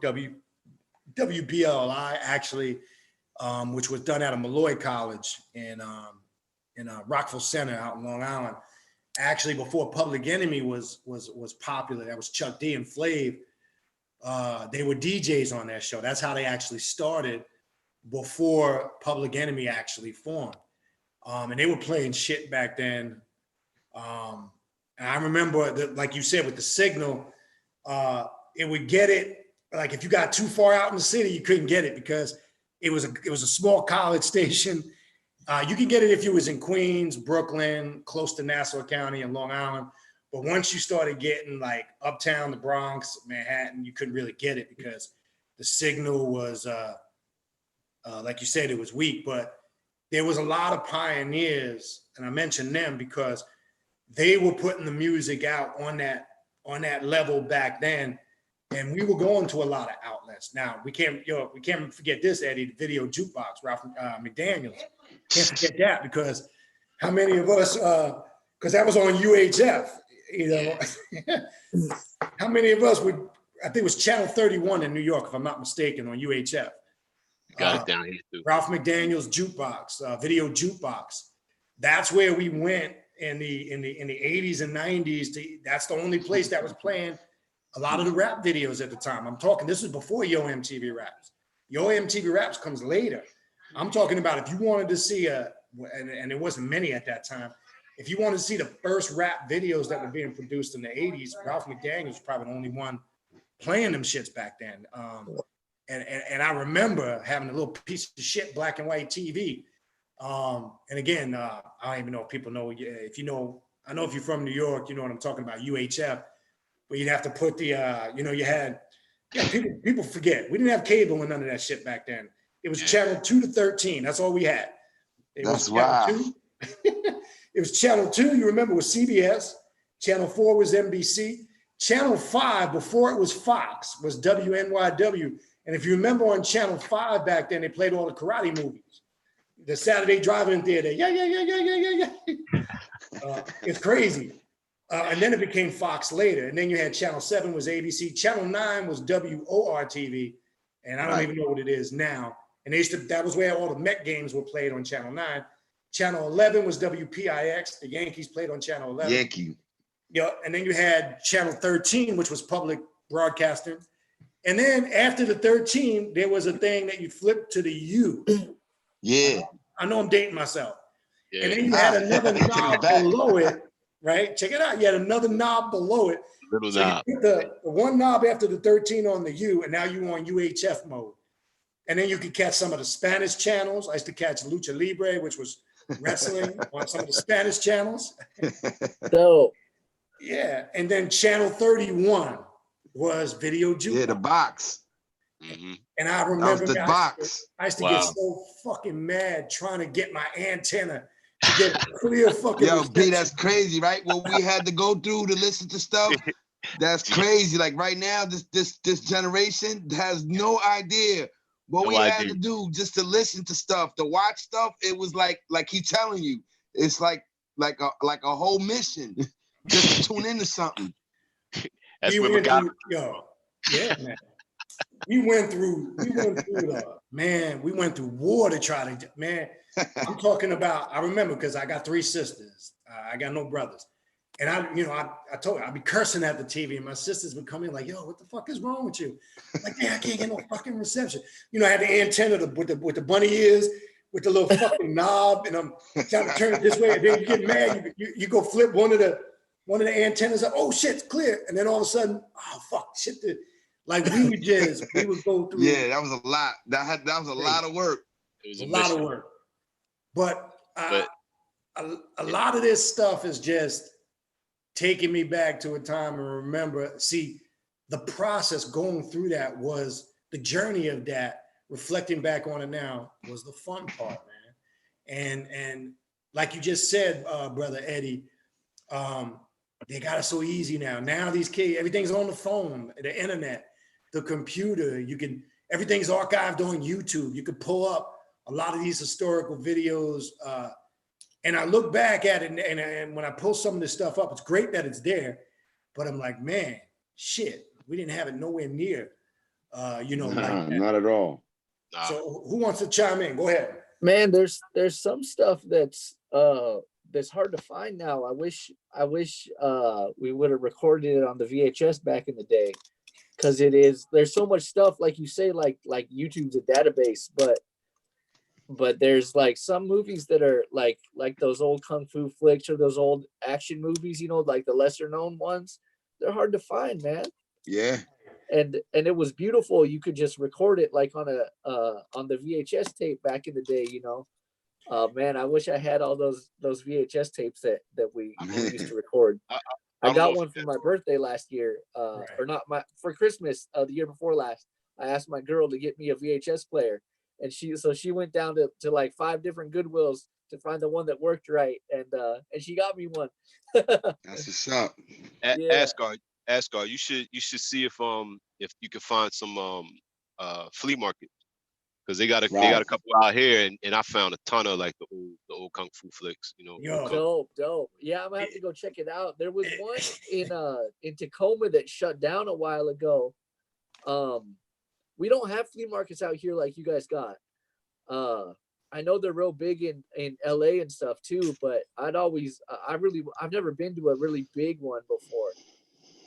Right. I remember the joints when they were first putting them out on VHS, like 8 hours worth of them joints to get them. Yeah. You remember that? And It's like 8 movies. SP mode or the LP mode. LP is crazy. But what we did back then, and I know you can relate to this too, Eddie, before Giuliani made everything in Midtown Manhattan and 42nd, and before that became all Disney themed, we used to go to the 40 Deuce, and they had a lot up, you know, they were playing a lot of the karate flicks that we would see on TV. Exactly. I remember we would go to their movies as kids and beat the shit out of each other when we came out of there. We would try to imitate. Word. Yo, Bringing me back. Well, I'm telling you, I remember after we seen the movies, remember the Kung Fu magazines, the karate magazines? Hell yeah. We ordered ninja outfits and Chinese stars and nunchucks. We were beating the shit out of each other with those things. I ain't gonna front, man. I was one of them. It was dangerous. Me too. I mean, I had a set of nunchucks. I had Chinese stars in my belt, and I'm not realizing we were kids, and we throwing these fucking things that could get in your take your eye out, and we were imitating that shit. I mean, the karate. Yeah, we was, man. Yeah, and we see how it influenced. Look how that I bring that up because obviously we know the biggest rap group that influenced was obviously Wu-Tang Clan, because they infused that as part of their whole persona of their group, and that is connected to hip hop culture, and they created a concept and they became, you know, look what happened. I mean, the rest is history. Yeah. But yeah, that brings back some the karate movies. And then I obviously on Channel 5 in New York, every Saturday they would come on, and my pops watched them all the time, man.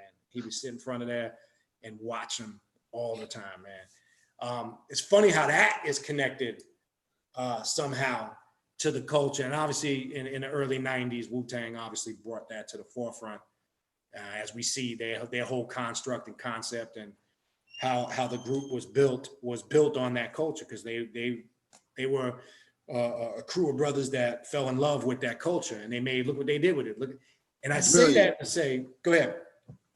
No, I was saying that was brilliant. That was brilliant right there.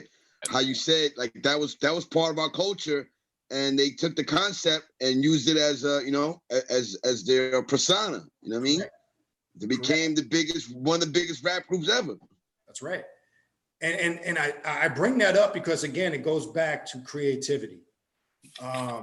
The artistic aspect of it, the cultural aspect of it. They took a culture, being the martial arts culture, the Asian culture, and look what they did with it, but they infused it with hip hop, because something that they grew up with in their generation at that time, they were able to take that. And why I say it's creative and artistic ability, because it was something that was a part of their upbringing, and they transitioned that into their music. It was all infused into their artwork. It was infused. And look, if you look at, and it's crazy that now we're bouncing and we jump to Wu-Tang, but fuck it. It's crazy because they were probably the masters of infusing that in their lyrics. How they were able Definitely. to take it and but flip the script and make it connected with modern day lingo and modern day terminology. Right. They would use the culture and the concepts of the martial arts, but they would transition that into the actual, what was going on modern day. So unique. And then obviously they sampled, when you listen to all the music, they sampled a lot of samples from a lot of those movies in themselves. And they used a lot of the concepts from the Drunken Monkeys. What was the other one? What was the one with the blind senseis? God damn, drawing a blank. With the blind monk, can't remember. The Blind Monk, yeah. Yeah. All those movies, man, those were all classics growing up, but they were able to take that and man, they ran with it and they made a career out of that shit.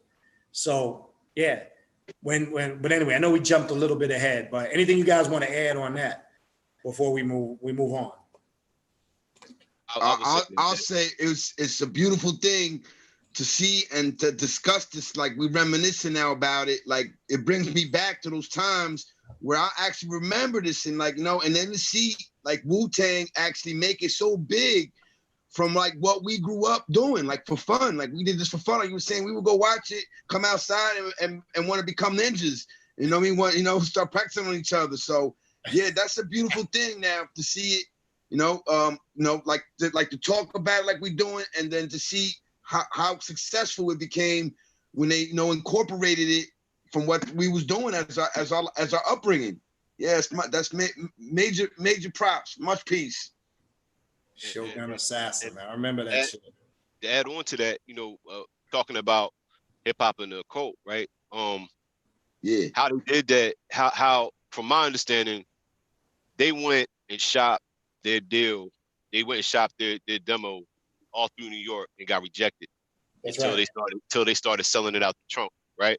Right. Yep. That in itself, what their whole concept was magic, because it was able, all of us in that age group were able to connect with that, so it took data for the labels to catch up, like, oh shit, we need to jump, this might be some money here, you know what I mean? But that whole concept is magical all in itself, just being able to transform all of that childhood experience and energy and imagination into their rhymes and their concept and their beats and everything they did was just, it was a full attraction, Right.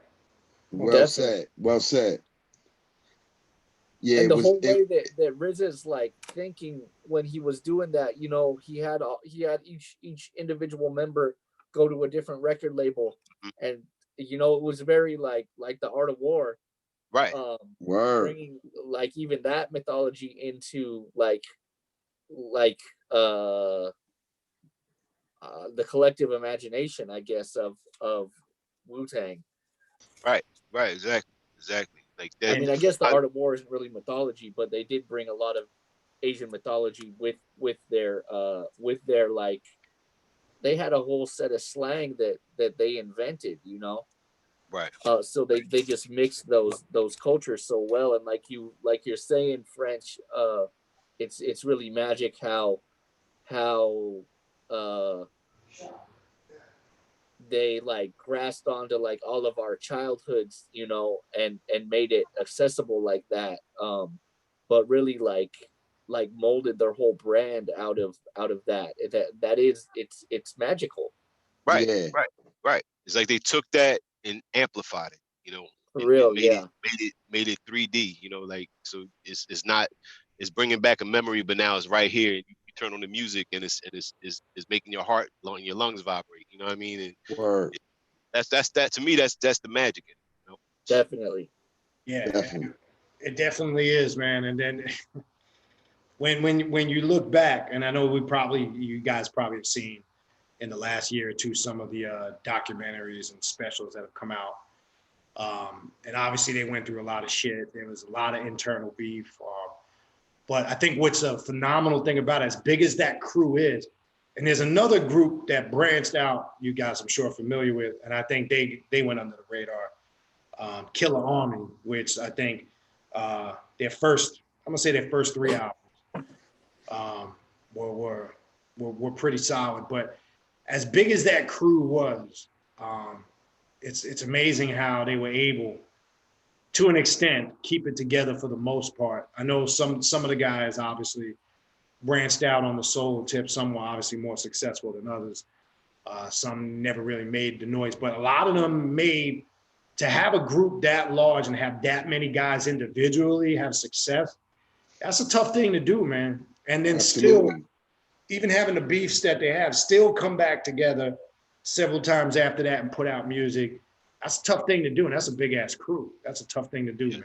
Absolutely. So, you know, business, obviously, when you look back, and a lot of the artists from that era will tell you they probably went up on their business. And that's why a lot of them, oh shit, somebody typed in Fooshnickens. Oh my God. Yeah. Fucking Fooshnickens, man. Yeah, another crew from our era that, you know, that was actually, they was before them, and they was like, you know what I mean, ahead of their time. Yeah. Right. They were. What? They were. Now, even though they had that, and I think that's what did, in my opinion, that's what did Das Effects in, because that yickety, jickety stuff lasted for a few years, and they never could shake it, you know.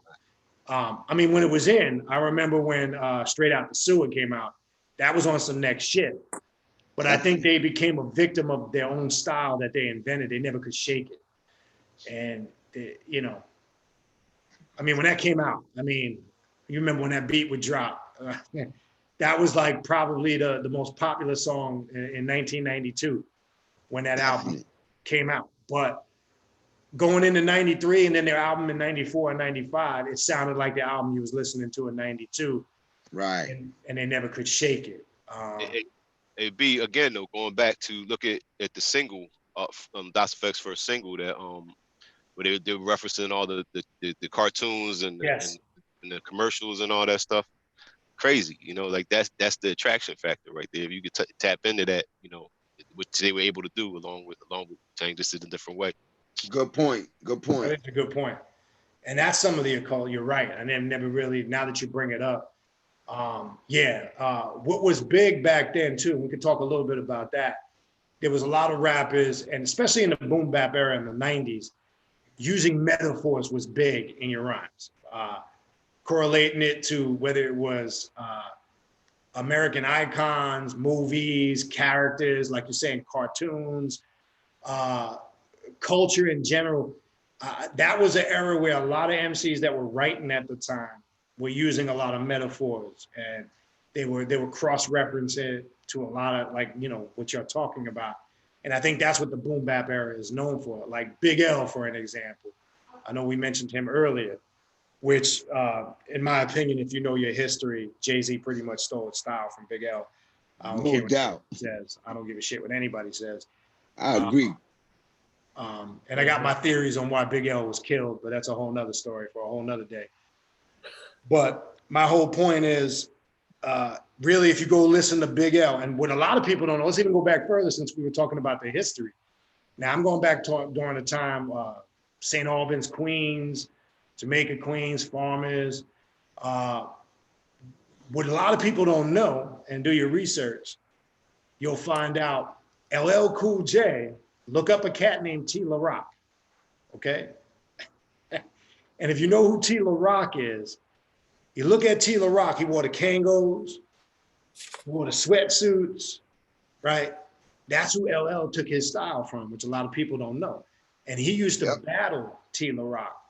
This is before he was really, you know, who everybody knew him as L, because they were probably the two most popular MCs at the time in Queens. Now, T. La Rock made some noise in the early 80s, but he didn't blow up. You know, got nowhere near to the level L. But Google him, look him up, look at his style. And if you didn't know any better, you would say, man, he's trying to copy LL Cool J. Right. That's crazy, because I've heard T. La Rock, and I've never really listened to his music, but I've heard that name before, and I never noticed that. Well, it's old school. I'm going back to like Curtis Blow, the break. Taking us back. Yeah, it's the Busy Bee, Curtis Blow, the break style of rap. It's, you know, he was probably a little more advanced. He wasn't on the, he wasn't saying after every line, like all of them were doing back then. But if you listen to his style, how he promoted himself, he was heavy into the B-boy and he had the Kangles, the whole nine. That's kind of where L was influenced with his style, but he just never blew up. Let's flip the script real quick. Let's talk about, which really goes under the radar. Let's talk about some of the first early female MCs from that era. And I think this is interesting because there's one I want to bring up real quick in particular.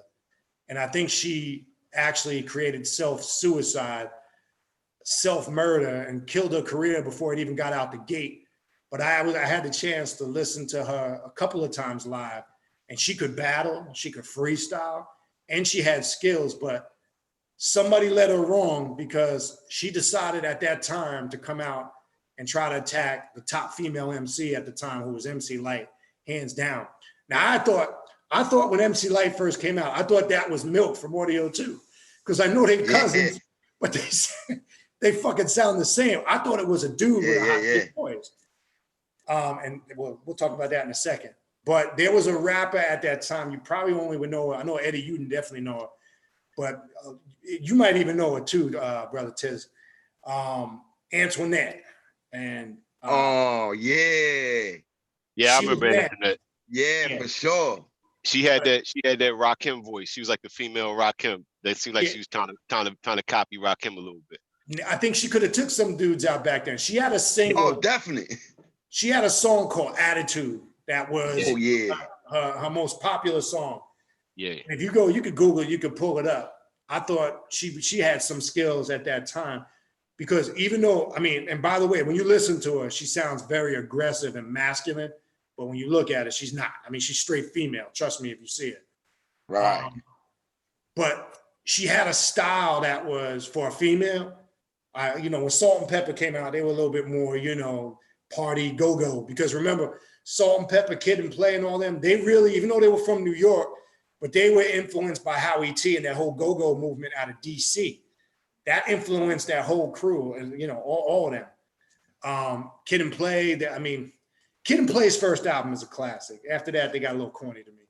Right. That first album's classic. But Antoinette, I think she killed her career before it even started, because back then, battle rapping was big, but you had to pick your fights. And whoever was advising her at that time, I think she could have had potential, but she just didn't have the backing to come out against Light. Now, Light was no joke either. Let's keep it real now. MC Light had a lot of skills, and she probably could hold on against most dudes at that time. That first album's classic. Another one I want to throw in there that goes under the radar, and she disappeared off the scene. She was actually from Queens too, Jazzy Joyce and Sweet Tea. Sweet Tea. Yeah, Jazzy Joyce and Sweet Tea. Joyce, yeah. There was a lot of good female MCs at that time that nobody really, Roxanne Shante, I saw Dark Mouth just type in Shante. So real quick, what's your brother's thoughts? And then maybe we'll take some questions. We'll go to the last portion of the show, take some questions. What's your thoughts? If you guys want to chime in, regardless, I know Brother Askir, maybe you might be coming from a later era, but what's your thoughts on some of the female pioneers in the culture and the music? Let's talk a little bit about that. We're talking about all the dudes. Let's talk about some of the females. Lady B was one of the first MCs that got some exposure out of here. From Philly, Ice Cream Tea. Ice Cream Tea. You guys know about her. Totally forgot about her. Yeah, and if you remember, speaking of Salt and Pepper, their first album with the other Spinderella, it was hip hop. It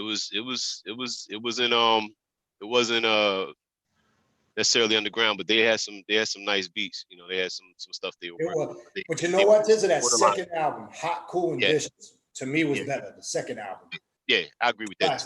Because they came in off of that. If you remember, they came in dissing Dougie Fresh and Slick Rick.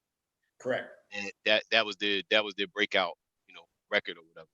But I think they started turning commercial Hot, Cool, and I forget what you said, Vicious. But and then he went full commercial that following album. But Yeah, yeah. I didn't care for that when they got super commercial, but yeah, they were definitely Ice Cream Tea. I totally forgot about Ice Cream Tea. I'm glad you brought that up. That's another that completely goes under the radar that nobody talks about. Yo-Yo out on the West Coast in the early '90s. I thought she had a lot of skills. without a doubt. I don't think nobody talks about that enough. Anybody else want to chime in on some of the females? Eddie, ask your thoughts on some of that. There's this artist out of Detroit. She's way later. She's still making music right now. Invincible. She's filthy. Look up Sledgehammers by Invincible. Okay.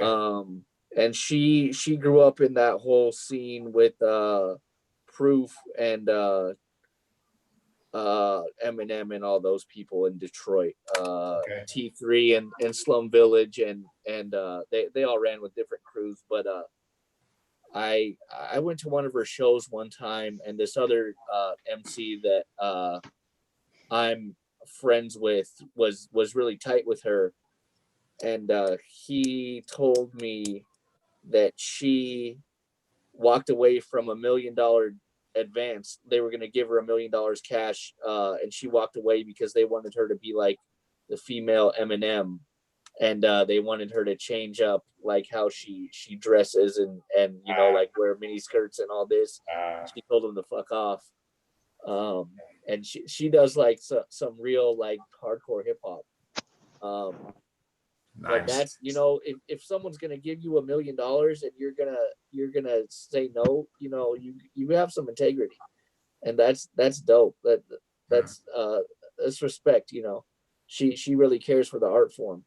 Right. I got to check her out. To be honest with you, I'm not familiar, but I'm going to check it out. Now, how do you spell it? Just like finesse, how it's actually spelled, or? Invincible is INVINCIBLE. Okay, just like it's spelled. Okay. Mm-hmm. All right. So if anybody else don't have anything else to add, I think maybe we should go to the chat because I see some good stuff in the chat. I see William Thomas brought up. He's throwing some names out there that we totally overlooked. He's going old school too. He's got some old school joints in there. We can see what the people saying. You brothers got anything else you want to add? When you were saying kill, sorry, go ahead. Go ahead, When you were talking about Kill Army earlier, I was looking for my album over there, but I couldn't find it. I want to say that one of those dudes just released something like in the last few months. Is that Don Pacino? Yes. Or he goes sometimes by Rice and Beans. That's his other name. Yeah. Okay. He's PR Terrorist in the group. He goes by the name of PR Terrorist. Okay, yes. PR Terrorist, yes. So he's the same dude? Yeah. PR Terrorist. Like he did 2 solo joints. He's got 2 solo joints under Don Pacino. He did those back in, I'm going to say the early 2000s. That was in between the second and third Killer Army album. He put out a couple of solo joints under Don Pacino. Sometimes he goes by Don Pacino, Rice and Beans, or PR Terrorist, Puerto Rican Terrorist. Okay. He was, to me, was the best MC in the group anyway. But who was Ninth Prince? Dude, that dude went to jail, yeah? Yeah, Ninth Prince, yeah. And he's still in. That's one of my homies. Is that's one of his favorites in the group. Yeah, he was good too. Yeah, good too. But third Killer Army album, the production on there is on some next level shit. That's I gotta listen to that one. I've only listened to a whole lot. The first one, Silent Weapons for Quiet Wars. Yeah, that one's good. Classic. Actually, all the first 3 albums are their best albums, but that third album, I thought the beats on there were next level. Okay. Ichigo said Killer Sin went to jail, not Ninth Prince. Yeah, that's right. Okay. Okay, so we had it backwards. Yeah, I knew one of them went. I couldn't remember who it was, but I know one of them got locked up. But did you brothers have anything else you wanted to add to that, I just want to throw out 2 more names because he said Detroit. He reminded me of Boss. I don't know if you guys remember Boss. Oh yeah, Boss. Of course. Boss and Queens. Boss, like DOSS Boss. Yeah. Okay. DOSS, yeah, and Queens, Vanessa Sinquist. Oh man, totally forgot about her. Word. You can't remember everything, but yeah, man, those some names. That's Vanessa Yeah, I Simquist. remember. Yo, just keep it talking once. I got to step away for 1 minute. I'll be right back. But keep it flowing, and then we'll go right when I come back. We'll go ahead and see. We'll go through some of the comments and questions in the chat and see what we got in there. All right. I'll be right back. Give me 2 minutes. Yeah. Okay. I scared it's two females that they were. Finesse was one, and Sinquith was the other one. Okay. Cool. Out of Queens. Okay. I'm writing these down. Doing your homework, huh? Yeah. That's what's up. That's what's up. Yeah, you won't be you guys disappointed. listen to any beat tapes? What's that? Beat tapes have come back like a lot lately in the last 5 years, I guess, on cassette. So I've been collecting like limited run, like 50, 100 cassettes pressed, and it's all like stuff on like the SP404, or like basically just like, one producer makes it and presses it onto a tape, and then they release it through Bandcamp. There's That's quite a peace. few little labels out that put out some good stuff here recently. Tree Demon Tapes is one of them that me and my homie listen to a lot.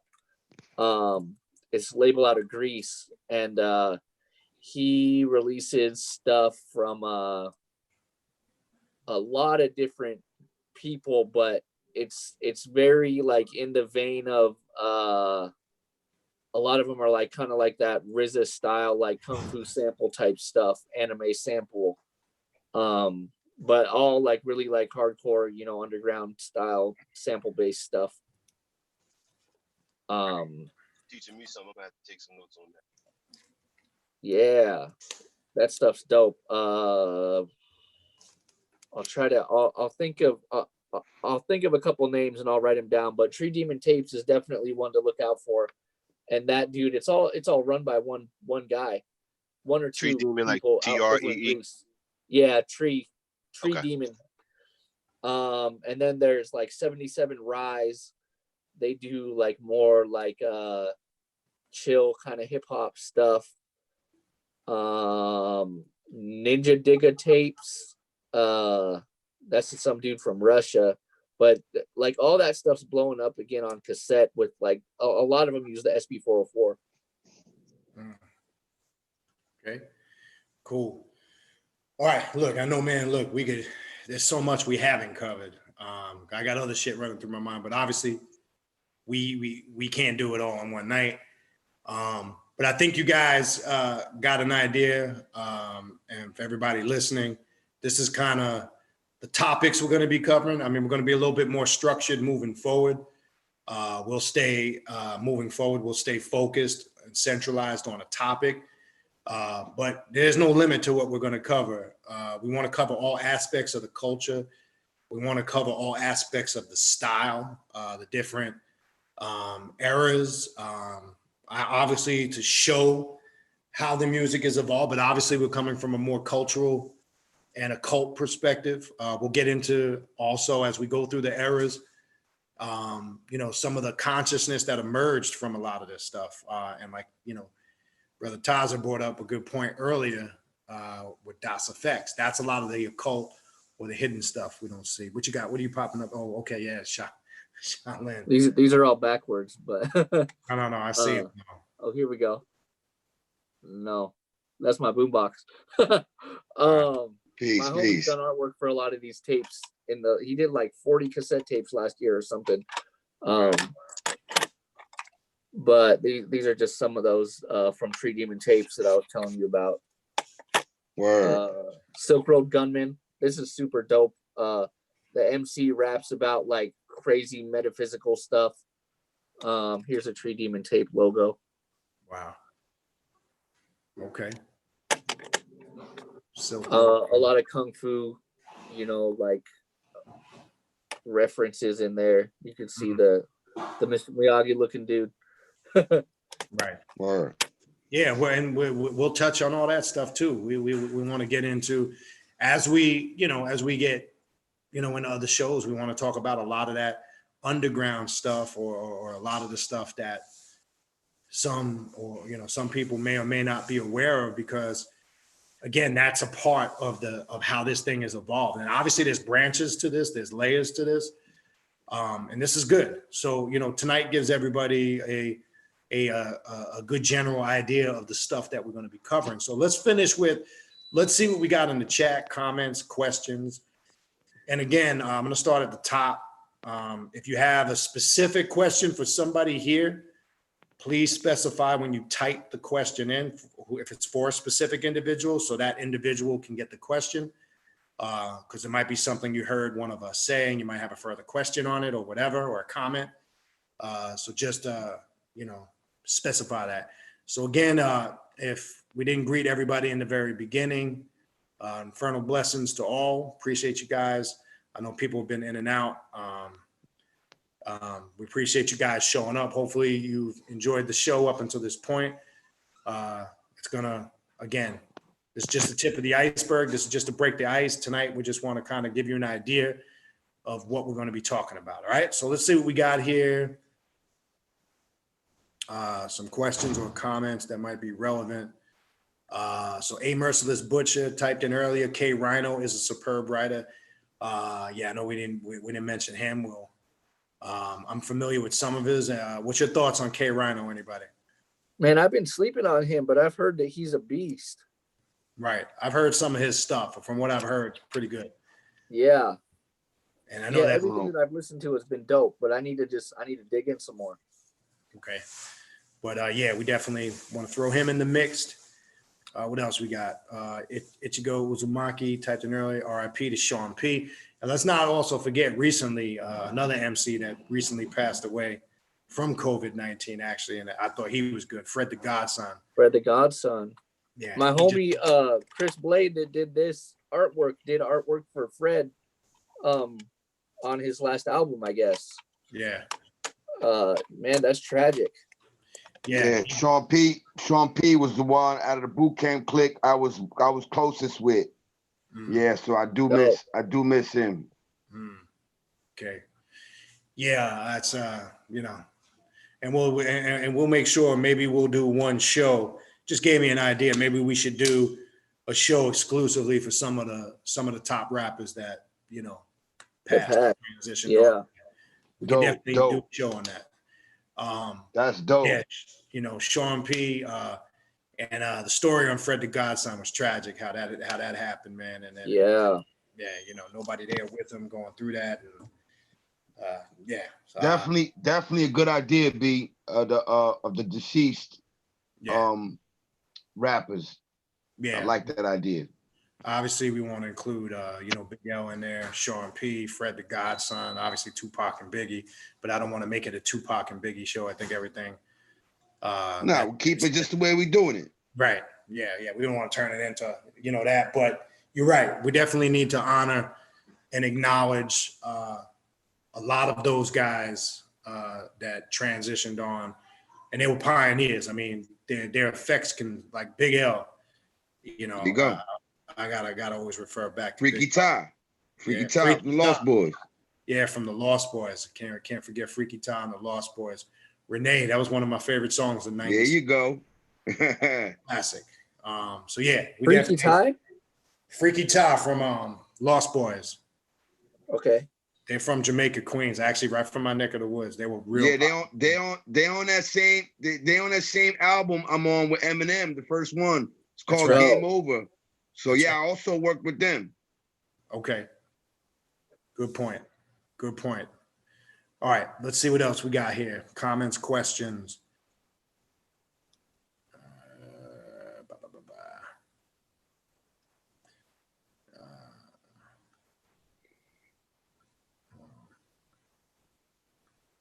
I gotta forget them too. They're from Long Island too. De La Soul.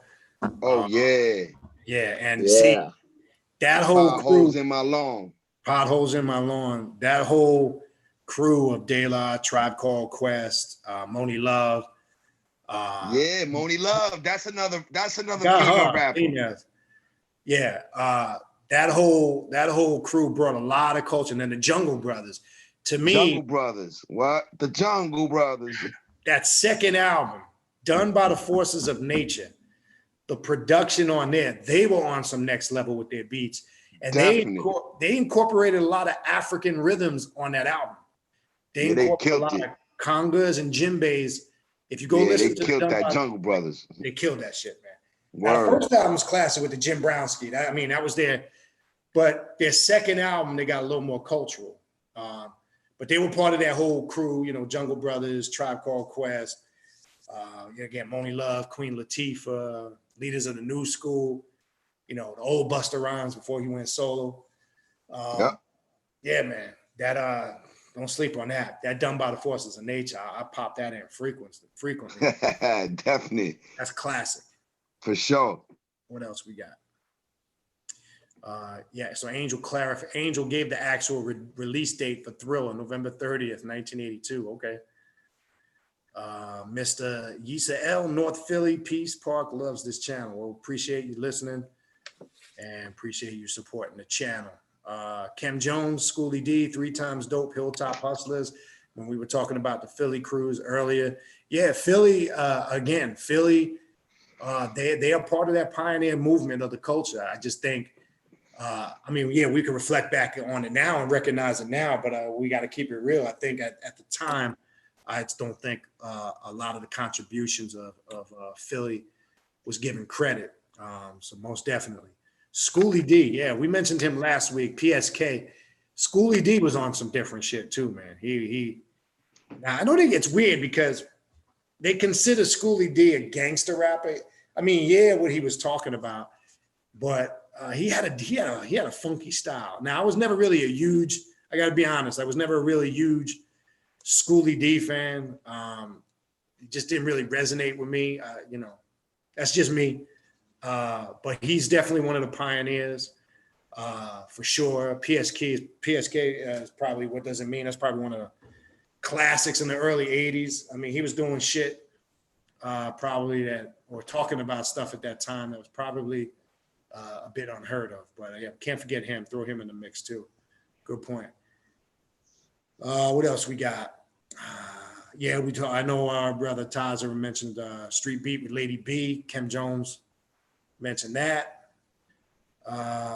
Anthony Footman says, I remember Tap Money from 102.1 The Jam's radio station. Okay, forgot with Tap Money. Going back. Brother Duma Kenra says, Little Signs of Life still does stuff. And Inspector Wellaby passed last year. I didn't know that. Okay.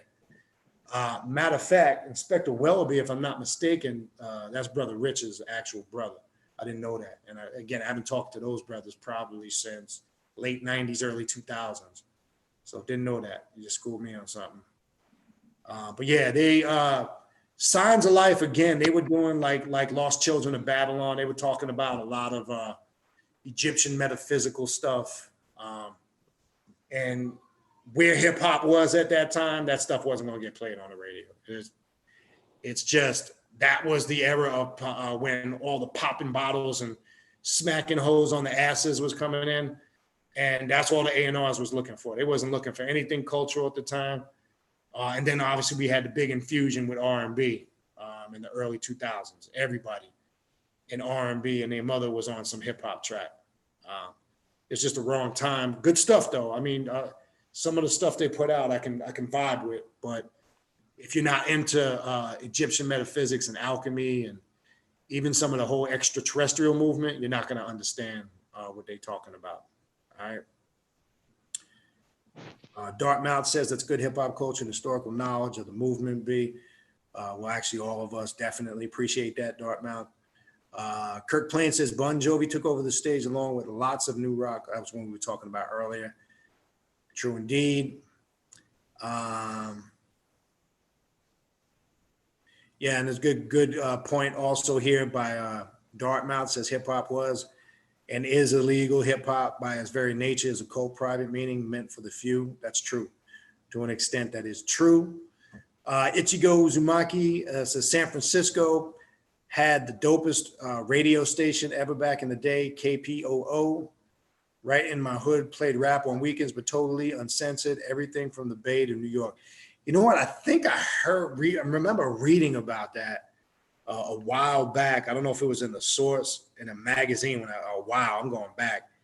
But now that you bring it up, that it does ring a bell. But that's cool. Yeah, it seemed like at that time. It's funny how we were talking about that earlier. It seems like every state or city at that time had something like that going on. There was some underground, discreet shit like that going on, or you had to go through certain channels to be able to get the music. It's funny because now we see that in San Francisco, we see that in Philly, we see it in New York. We see Brother Asker talking about it even more later up. It's crazy because as we listen there, like Ichigo saying, same thing in the Bay Area. There was something you had to latch on to on the weekends to hear the music. So it seemed like at that time it was going on some level in all the major cities and states. It's crazy, but it was going on. What else we had?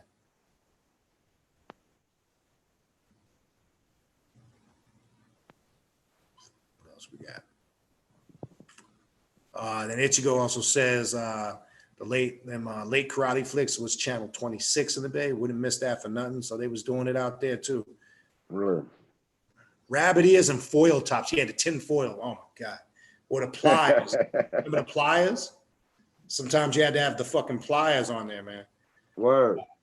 It just, the grips, I mean, it's just the shit we would do to try to get reception was ridiculous, man. It's great. It's wild. It is. You remember those when they came out with the illegal cable boxes that gave you all the channels? Yeah. Yeah. I never had one, but I remember one of our family friends did, and it was just amazing. Yeah, I remember them. They were big. Yo, B, you remember we used to have the HBO box. Oh, The box we could just get HBO on. Yeah, because remember HBO, well, actually I even was talking about, remember we were talking about a week or two ago, the first paid movie channel was WHT before HBO. That's the most. Yeah, that's right. Yeah, but then it was HBO, the HBO boxes, because HBO became the first big mainstream movie channel. I mean, I didn't have none of that shit growing up. The most highly technological thing we got, and we thought we were coming up like George and Wheezy, was a VCR. When we got that, man, you could tell us shit.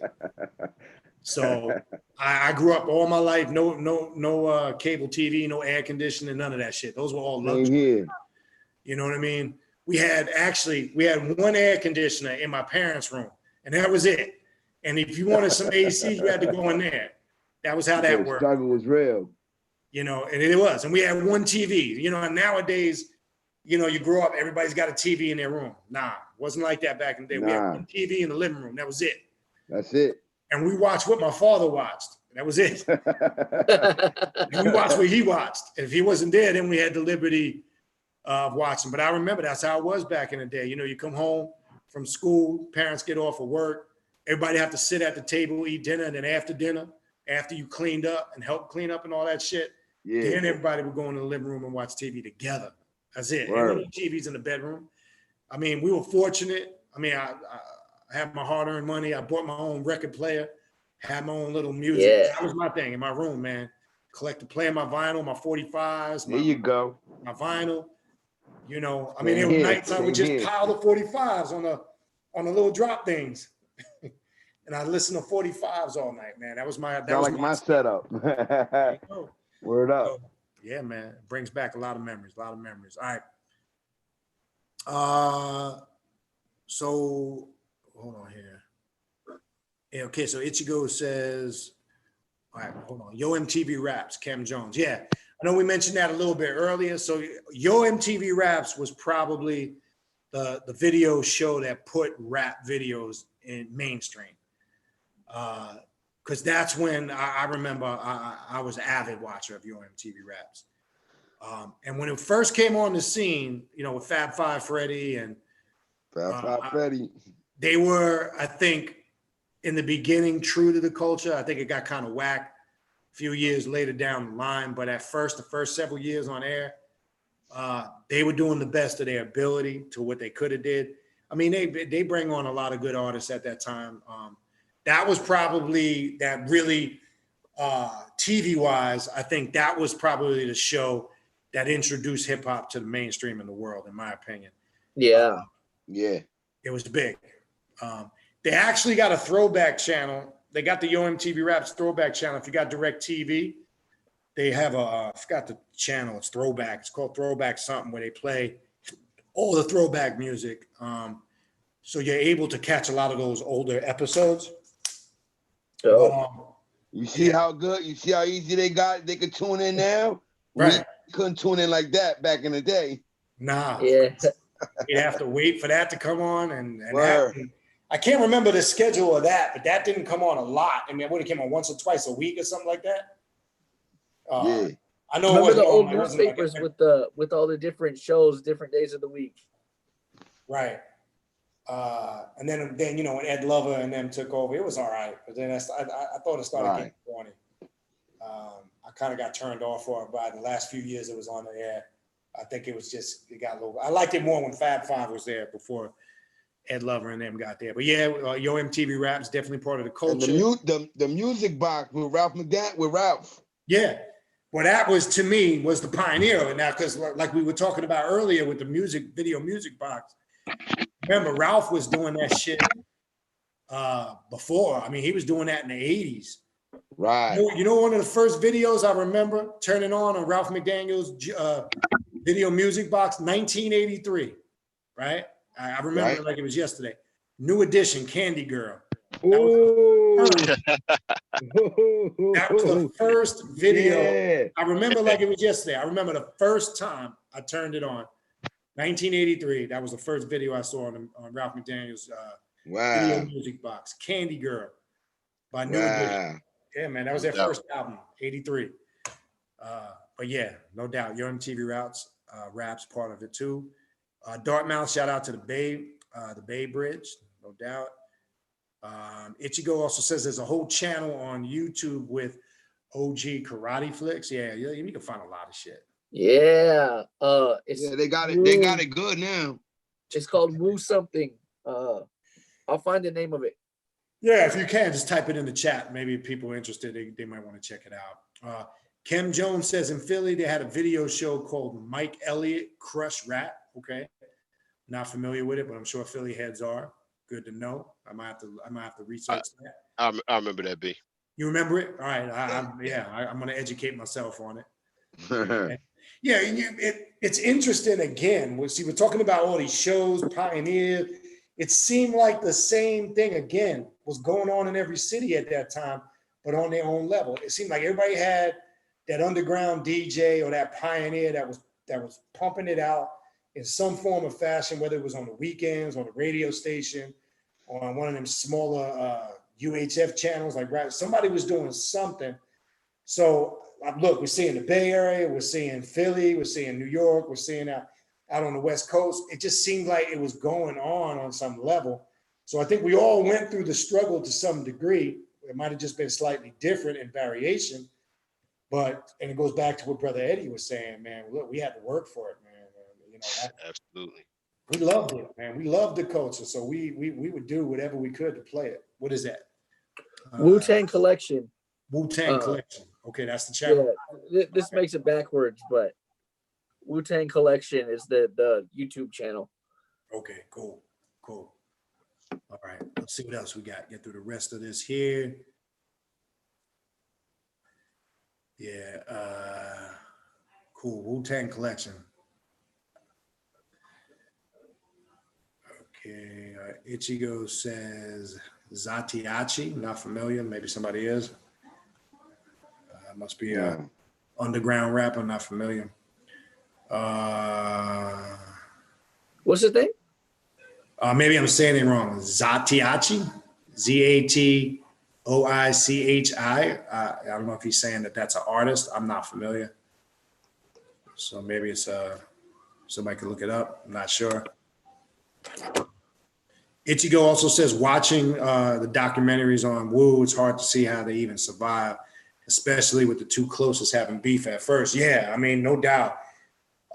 You got to understand, when you got a big ass crew like that, there's going to be beef. It's unavoidable. You got to be factual. You're going to have your disagreements. You're going to have your arguments. You're going to be at odds. It's going to happen. To think, one, not that anybody's surprised by it, But to think that that stuff isn't going to transpire or happen, it's crazy.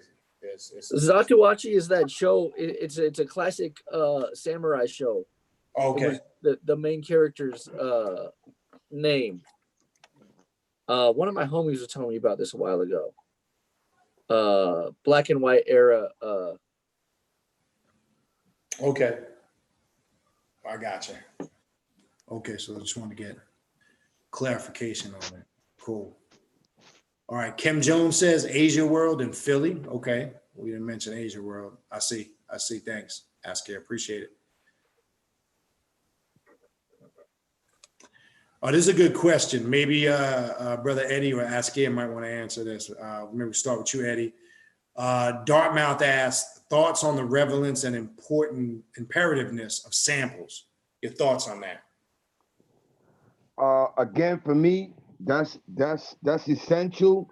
It's what was used in the very beginning of hip hop, and some people are against it. Some people have their opinion about it. But I think I always say that people who say that is because they can't find samples, or it's because what I'm saying, they really aren't in tune with how essential sampling is for hip hop. That's something that was always existed from the very beginning. Everything was a sample. All the hits you like was from samples, sample based. Right. And not to take away from producers and songwriters that didn't use samples. That's also dope. But as far as sampling, that's essential. You know what I mean? That's part of my formula. Like I got compositions that I did with live musicians that I created, but they're taken from the root. It was ideas that I got from samples. That's true. I agree. And I guess obviously, depending on how old you are and what era you're coming from, obviously that's going to vary, and I get it. But to me, man, there's nothing like a nice. I used to love them grimy ass samples. I'm talking about the ones where you hear the scratching of the record on it, the needle cracking. Mm-hmm. It just, to me, it just adds to what, just in my opinion, what hip hop is about. And to add the hunt for it. The hunt. I mean, to go through all the various records to find something. You know what I'm saying? That's true. And, Definitely. And yeah, that the journey of doing that used to be fun. I could, man. It's funny you bring that up, Eddie. Again, my boy Travis. I remember us when we did actually a few years after that form the group we did. And I will bring some of that stuff. I'll try to bring it next week and play some of the stuff so you can hear it. The only thing we got to get together on this using music on YouTube thing, man. We got to be careful because how it basically works is if you're not using something that's in their database, they got a thing called copyright ID claim. And if it automatically pops up in their ID database, usually it works two ways. If you use the music, it'll give you not a copyright strike, but it'll say that the owner, and a lot of these companies are bogus, as I did my research, they'll claim the monetary aspect of the video. And I just don't know how that'll pop off if we're using a bunch of different music. We have to be careful. Because if they decide they want the video shut down, then you get a copyright strike on the channel. There are ways of working around it. So we'll have to schedule a side call to talk about that because I do want to actually do that, but we got to figure out there are options. So we'll talk about that. Yeah, we'll talk behind the scenes. Yeah. We'll talk about that. There are ways to get around it, but we'll talk about it. But anyway.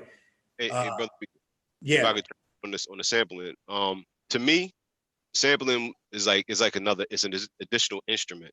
You know what I mean?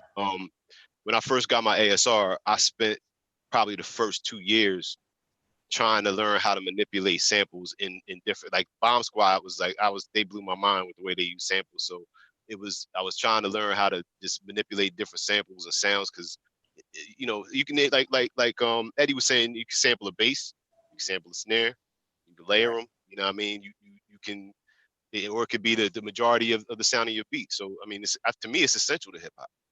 And Most definitely.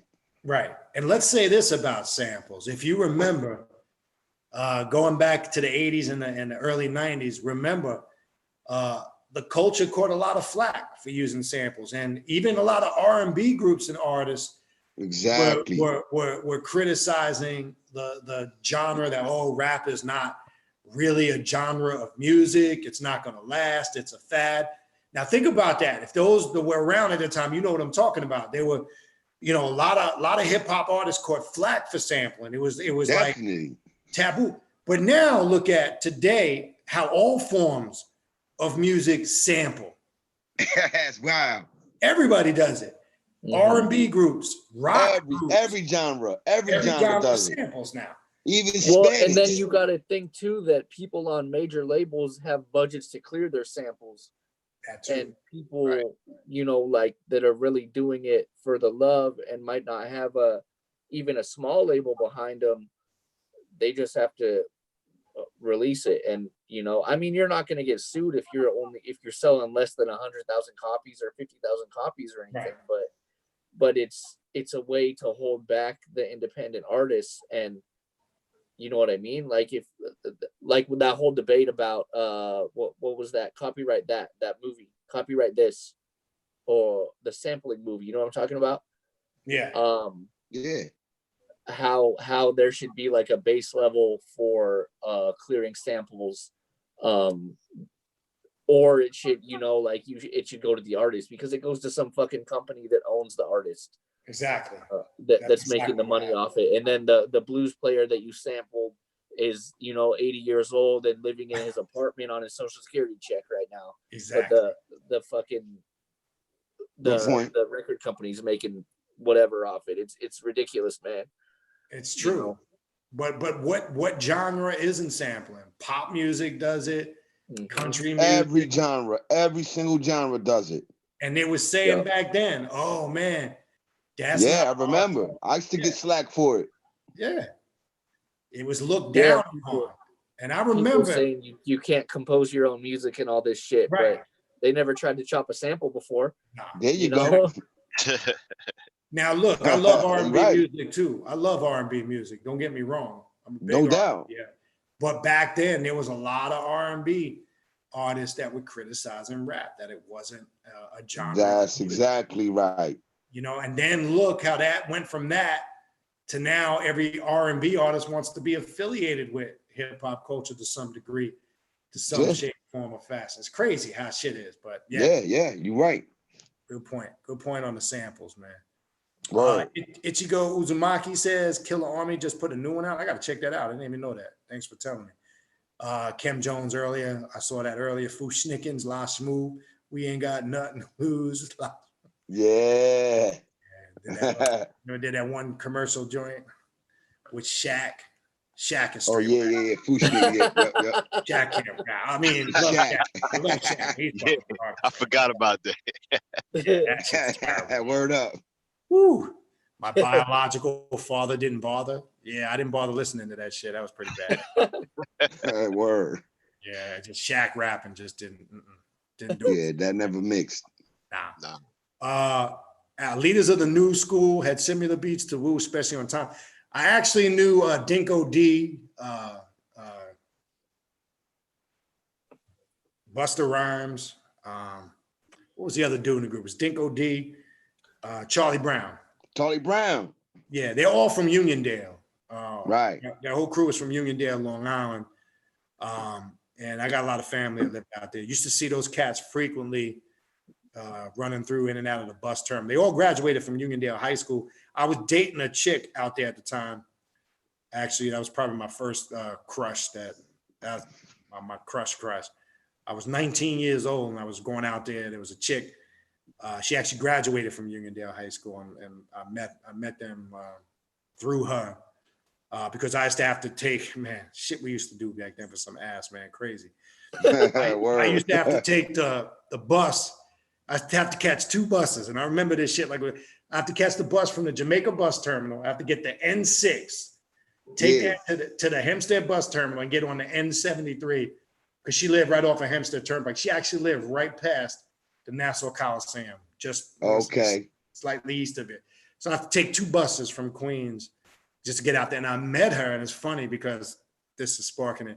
I met her at the Coliseum because that would be the place we'd all hang out, shop, and there was a record store. Yeah, out there. yeah, the Coliseum. The Coliseum. So, you know, people from Nassau County and Long Island would come out there, people from Queens, Brooklyn, you know, people from Ridgewood, sir. Bushwick, you know, everybody would come from, you know, all over.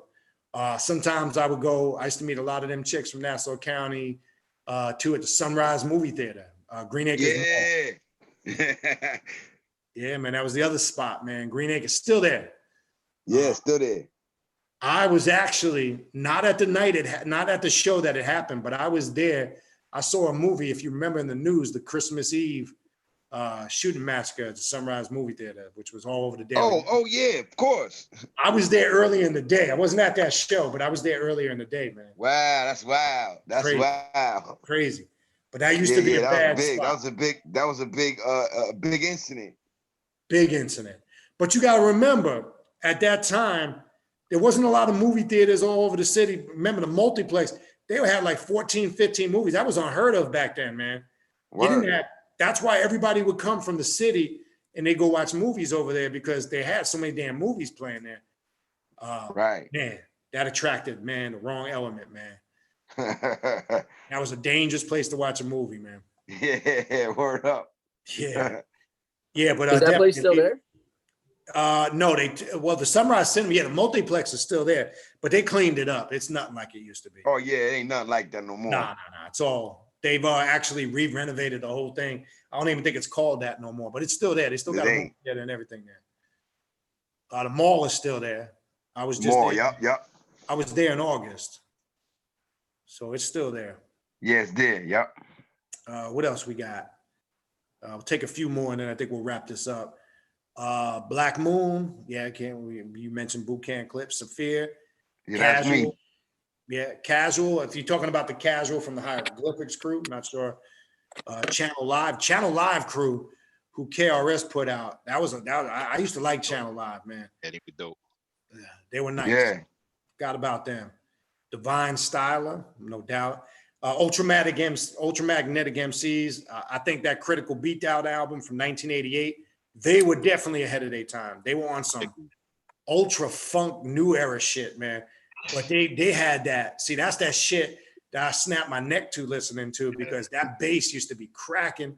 Word. And snares and them drums. And they all had different styles. Cool Keith said, I used to like Said G. Said G came in with that, you know, he had that deep, raspy voice, but man, Ultramagnetic, they resonate a little with me like an early Wu-Tang. That's how they came out. You know what I'm saying? They had that they were like Wu-Tang before they were Wu-Tang. Yeah, they were. They were. The Four Horsemen, that second album was slept on. There you go. Then Cool Keith tried to branch off. They had a falling out. Yeah, right. I believe they were from the Bronx, correct? They were from the Bronx, right? Yeah. Yeah. Cool Keith too? Yeah, cool. All of them. I'm almost certain they were all from the Bronx. Wow. Yeah, definitely. You know, then Cool Keith went into the porno industry. You know that, right? Nah, You were saying heard that that. last time. Yeah, he started to make porno movies, and then he stopped making porno movies He's because wild, man. he made some solo joints after he broke off from Ultramagnetic. He went out to the West Coast, and I don't know, I forgot what label he was on. It was garbage though. And then while he was out there, he got into the porno industry.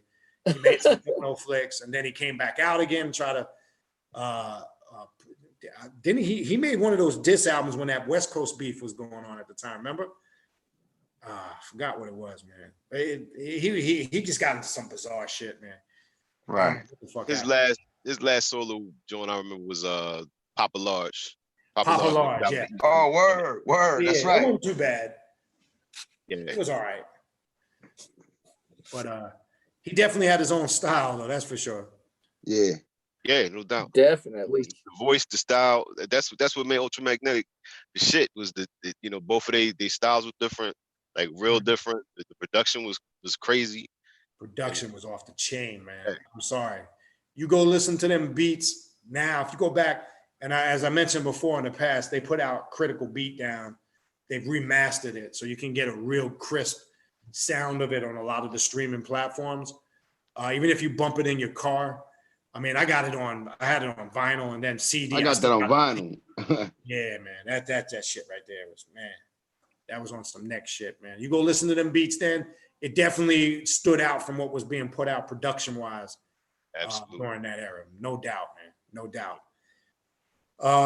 William Thomas, Roxanne Shante, we forgot to mention her. How could we not include her? And the real Roxanne. Oh, the real Roxanne, who did the response to UTFO crew. And people forget there was the real Roxanne and then there was Roxanne Shante. Right. The real Roxanne was she was the Latino red bone looking. Long hair. Fine as hell. She was fine, yeah. And then remember Roxanne Shante came out and dissed her. Right.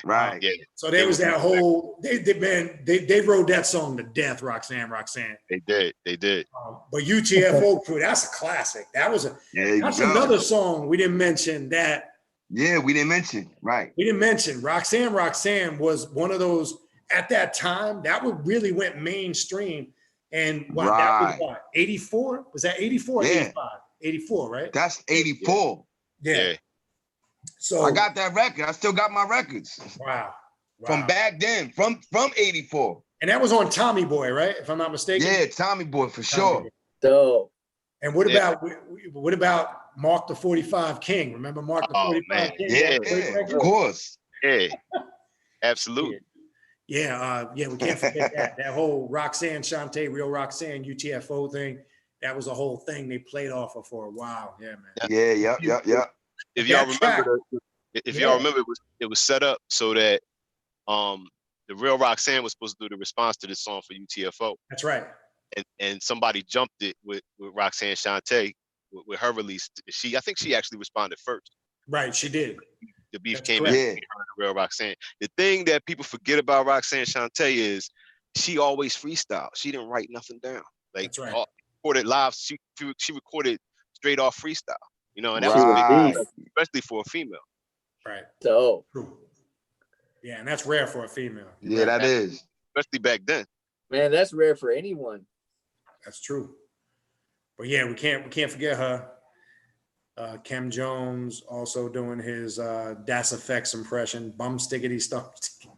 I got the rum bum bum. Yeah. Dartmouth survey says Sha Rock was the greatest. Yeah, Sha Rock was. He's in that mix.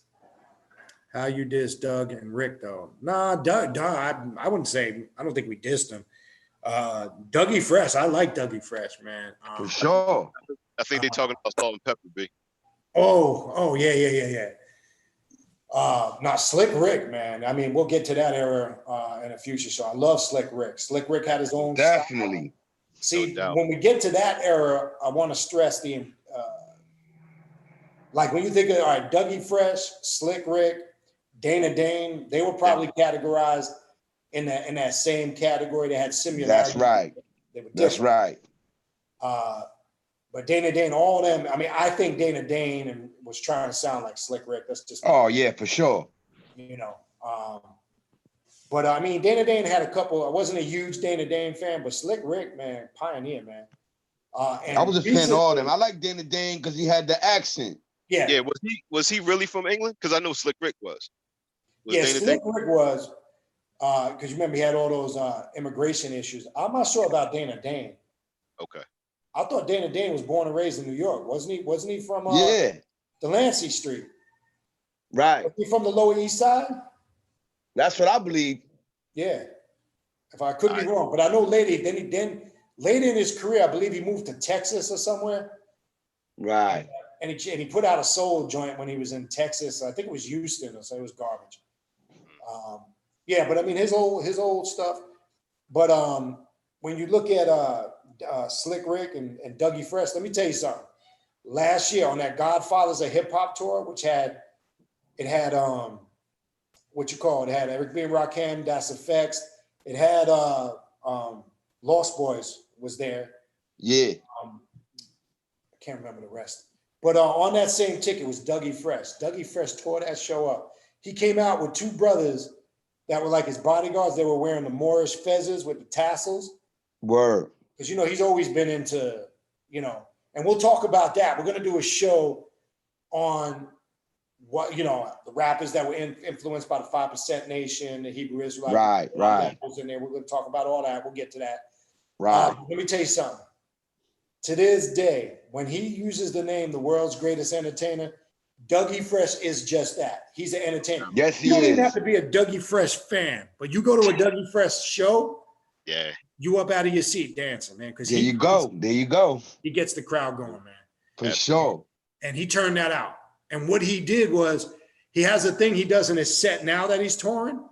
He takes all the old popular R&B songs. He'll take Michael Jackson, Want to Be Starting Something. And he has this thing where it's like a crowd thing that they participate, and he gets the crowd hype. He does all, he's got a show, man, to this day. Word. And then obviously you put on top of that all the classics that he got. But Dougie Fresh, if you're not a huge Dougie Fresh fan, you would love to see Dougie Fresh perform live if you didn't see him live. To this day, he can still turn it out, man. Can't front on the shows at all. Nah, he's an entertainer for sure. Definitely. I agree with you 100%. For sure, man. Ichigo is mentoring Danny Devastation. Not familiar. Maybe one of you guys are. Never heard of him or her. Nah. But we got to look into that. Some names that William Thomas is throwing out: Twilight 22, Hashem, Cybertron, Planet Patrol, of course. Planet Patrol, that's a classic album. Now, Planet Patrol is more freestyle. Play at Your Own Risk is probably one of the most sampled tracks. Actually, Africa Bambaataa sampled the shit out of that.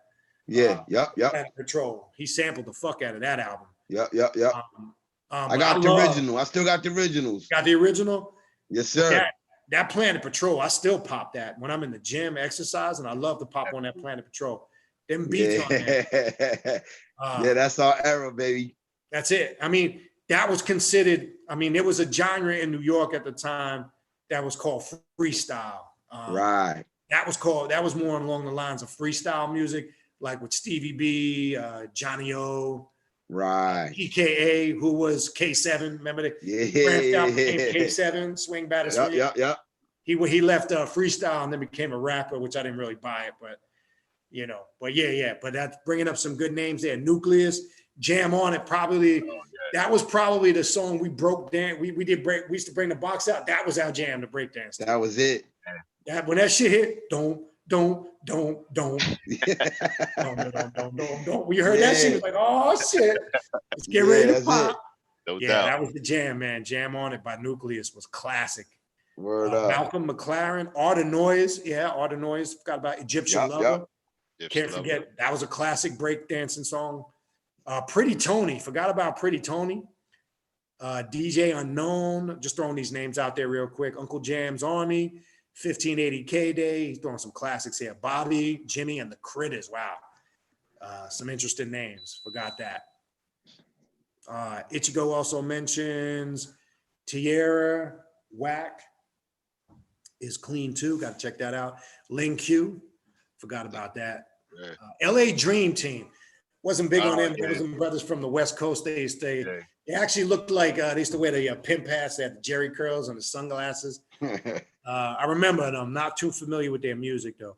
But speaking of some old school artists, King T out of LA was good back in the day. Remember King T? Yeah, I remember him.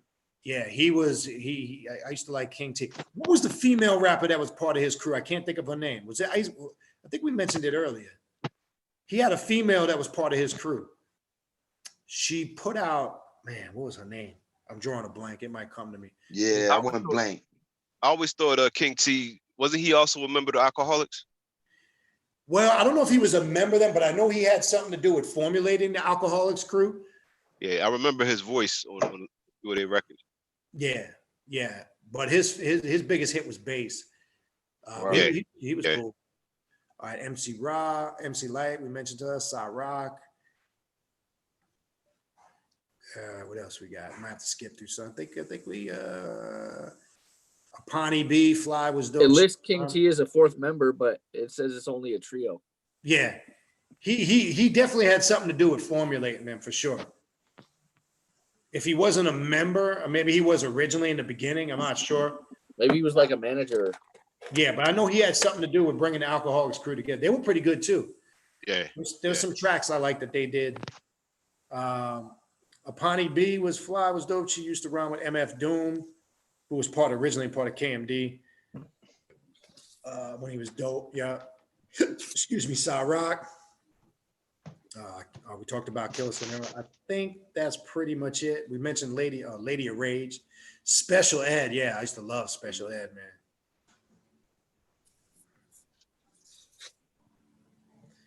Yeah, Charlie Brown, I agree. He should have blown up bigger. I think that whole crew couldn't get out of Busta Rhymes' shadow though.